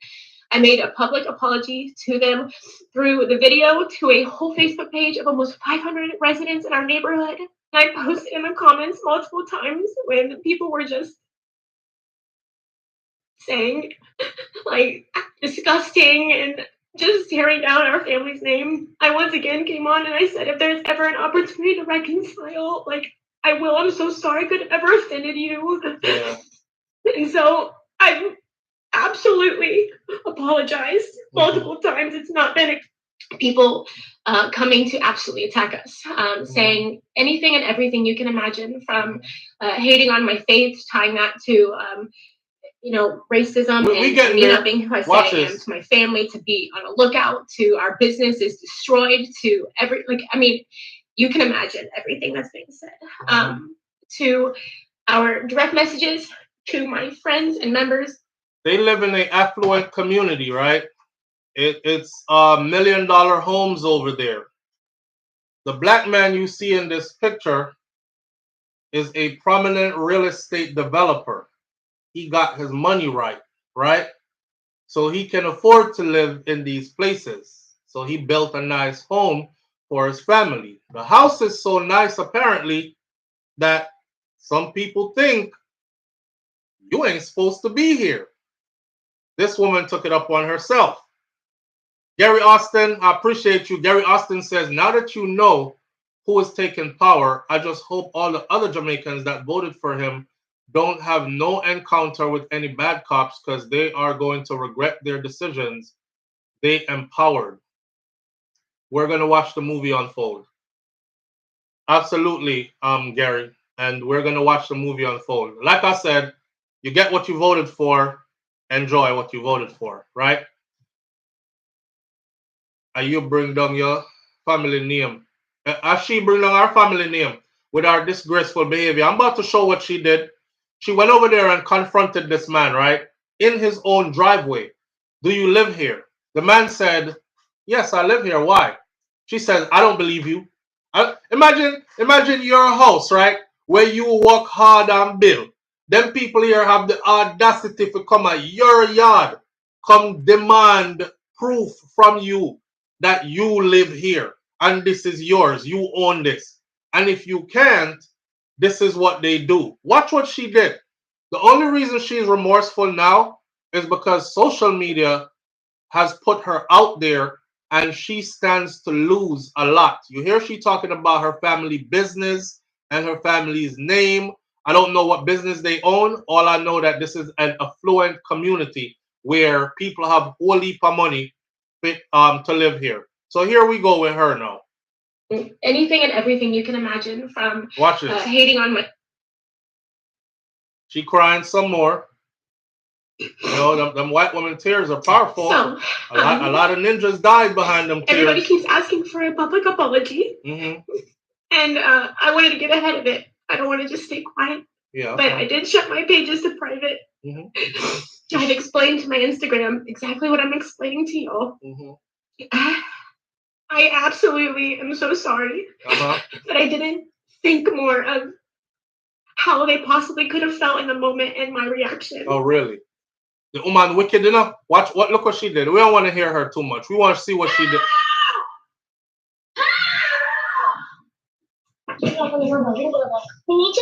Look at this. This is what she did, right? She goes up, rings the doorbell. The guy pulls into his driveway at the same time. She confronts him. He says, what are you doing over here? What's up? You need something? Do you live here? Yeah. You do? I don't believe that. What? I don't believe that. I don't believe that. So what are you doing? What are you doing here? She leave the stroller, you know. The stroller rolled down and crashed. And look. She's running through the neighborhood screaming help. I'm a white woman with 2 kids. I'm being attacked. Help!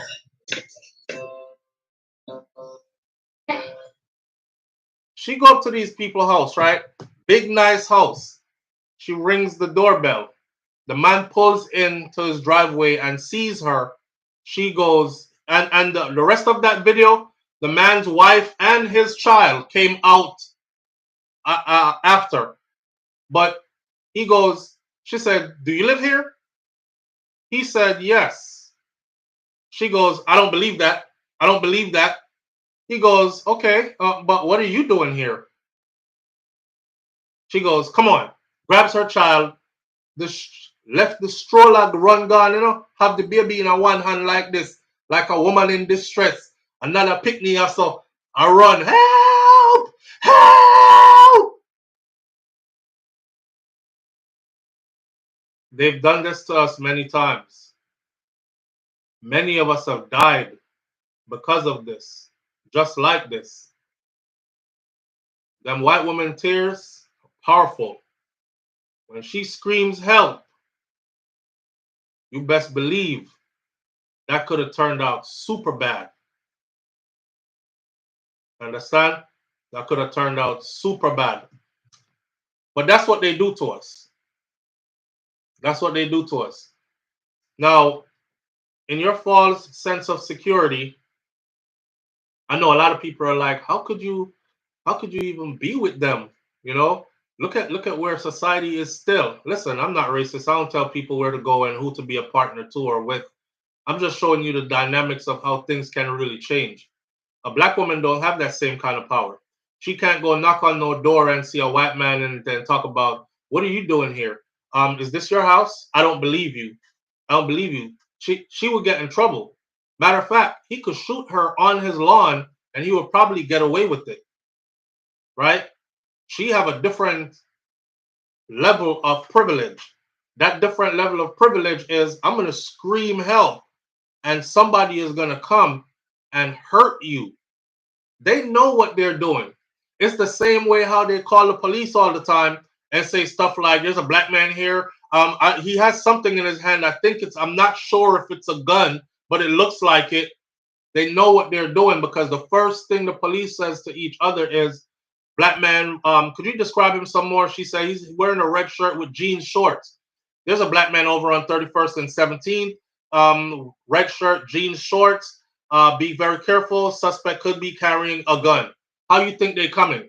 They coming with guns already drawn, right? with the intention to already shoot. You ain't did nothing to this woman. She just don't like you or don't like what you said to her. So she set you up in this way.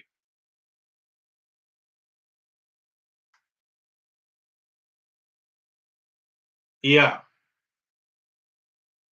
Jesus Christ, your Lord and Savior. SouFLoTV, you talk nonsense sometimes. What you talk about makes no sense. Jesus Christ, your Lord and Savior, you should never keep that name. You don't deserve to have that name.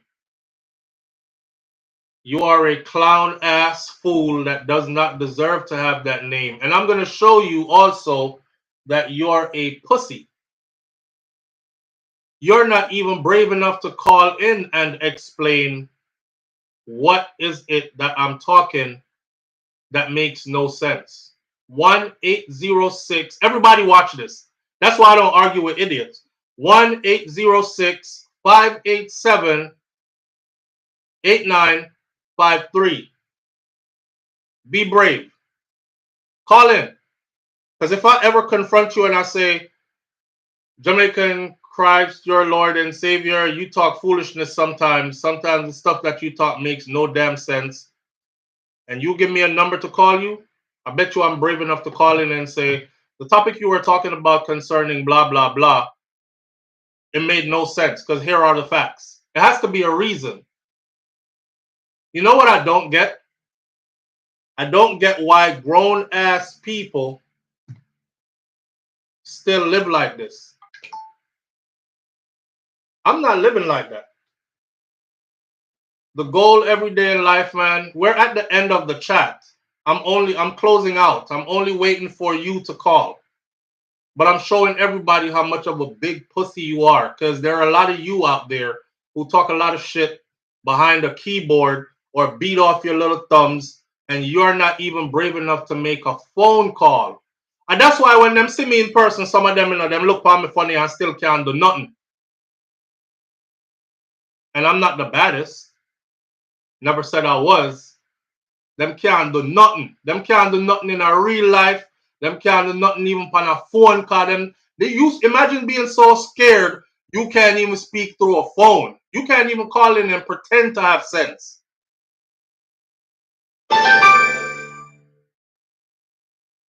Live on the air with SouFLo. Good morning.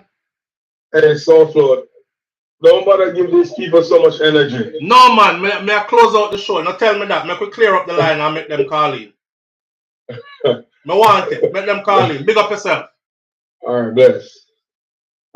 Yeah, I know I got a host of people that's going to say don't give them no energy. But for entertainment's sake, sometimes I have time. Today, me have one little 2 minutes. We are close out the show right now, but me want it. So be brave enough to call in. All right. Go on about your pussy ass ways. Check this out. I'm not the guy. I am everything I say I am. That's the reason why I'm proud to be me. Because I am literally every friggin' thing I say I am. You understand? I'm super respectful to other people. I am well put together. If I don't have it, I say I don't have it. And if I have it, I don't have to brag about it. I don't treat anybody with disrespect, but don't ever fuck with me because I'm not that guy. I go 0 to 100 real quick. Right? All right. You might find that out in real life too. I'm saying. Anyhow, shout out to the people tuning in. Big up to everybody. Rest in peace to Emmett Tills, because it was situations like those that caused that for Emmett. And Emmett's mom buried him in an open casket funeral just so everybody could see the length of the wickedness these people will go through. They plucked out her son's eyes. You know, they cut his lips off. They did all kinds of stuff to him because a white woman said he whistled at her. So these people, they know exactly what they're doing when they do what they do. Her apologies and her tears, that's not enough. That could have turned out really bad for that brother right there. But the rest of you out here, be careful, because this is the society we live in. Now, closing this video out, big up to everybody out here who is a real person who really stand on business in real life. You don't have to pretend to be anybody else or anything that you're not. God made you, and there's only one of you on the face of this earth. Be empowered today, knowing that. With that said, I wish you nothing but strength and love throughout the day. Go out, have a beautiful day. I'm going to go watch the inauguration or whatever is going on concerning it, and we'll be back here tomorrow morning. Like Miss Ruby said, if you can't be good, she said be good, but if you can't be good, be careful. And her husband, my grandfather, Mas Cleavy, said, I will see you tomorrow if God spare me life. Manners and respect. I'm out. Peace.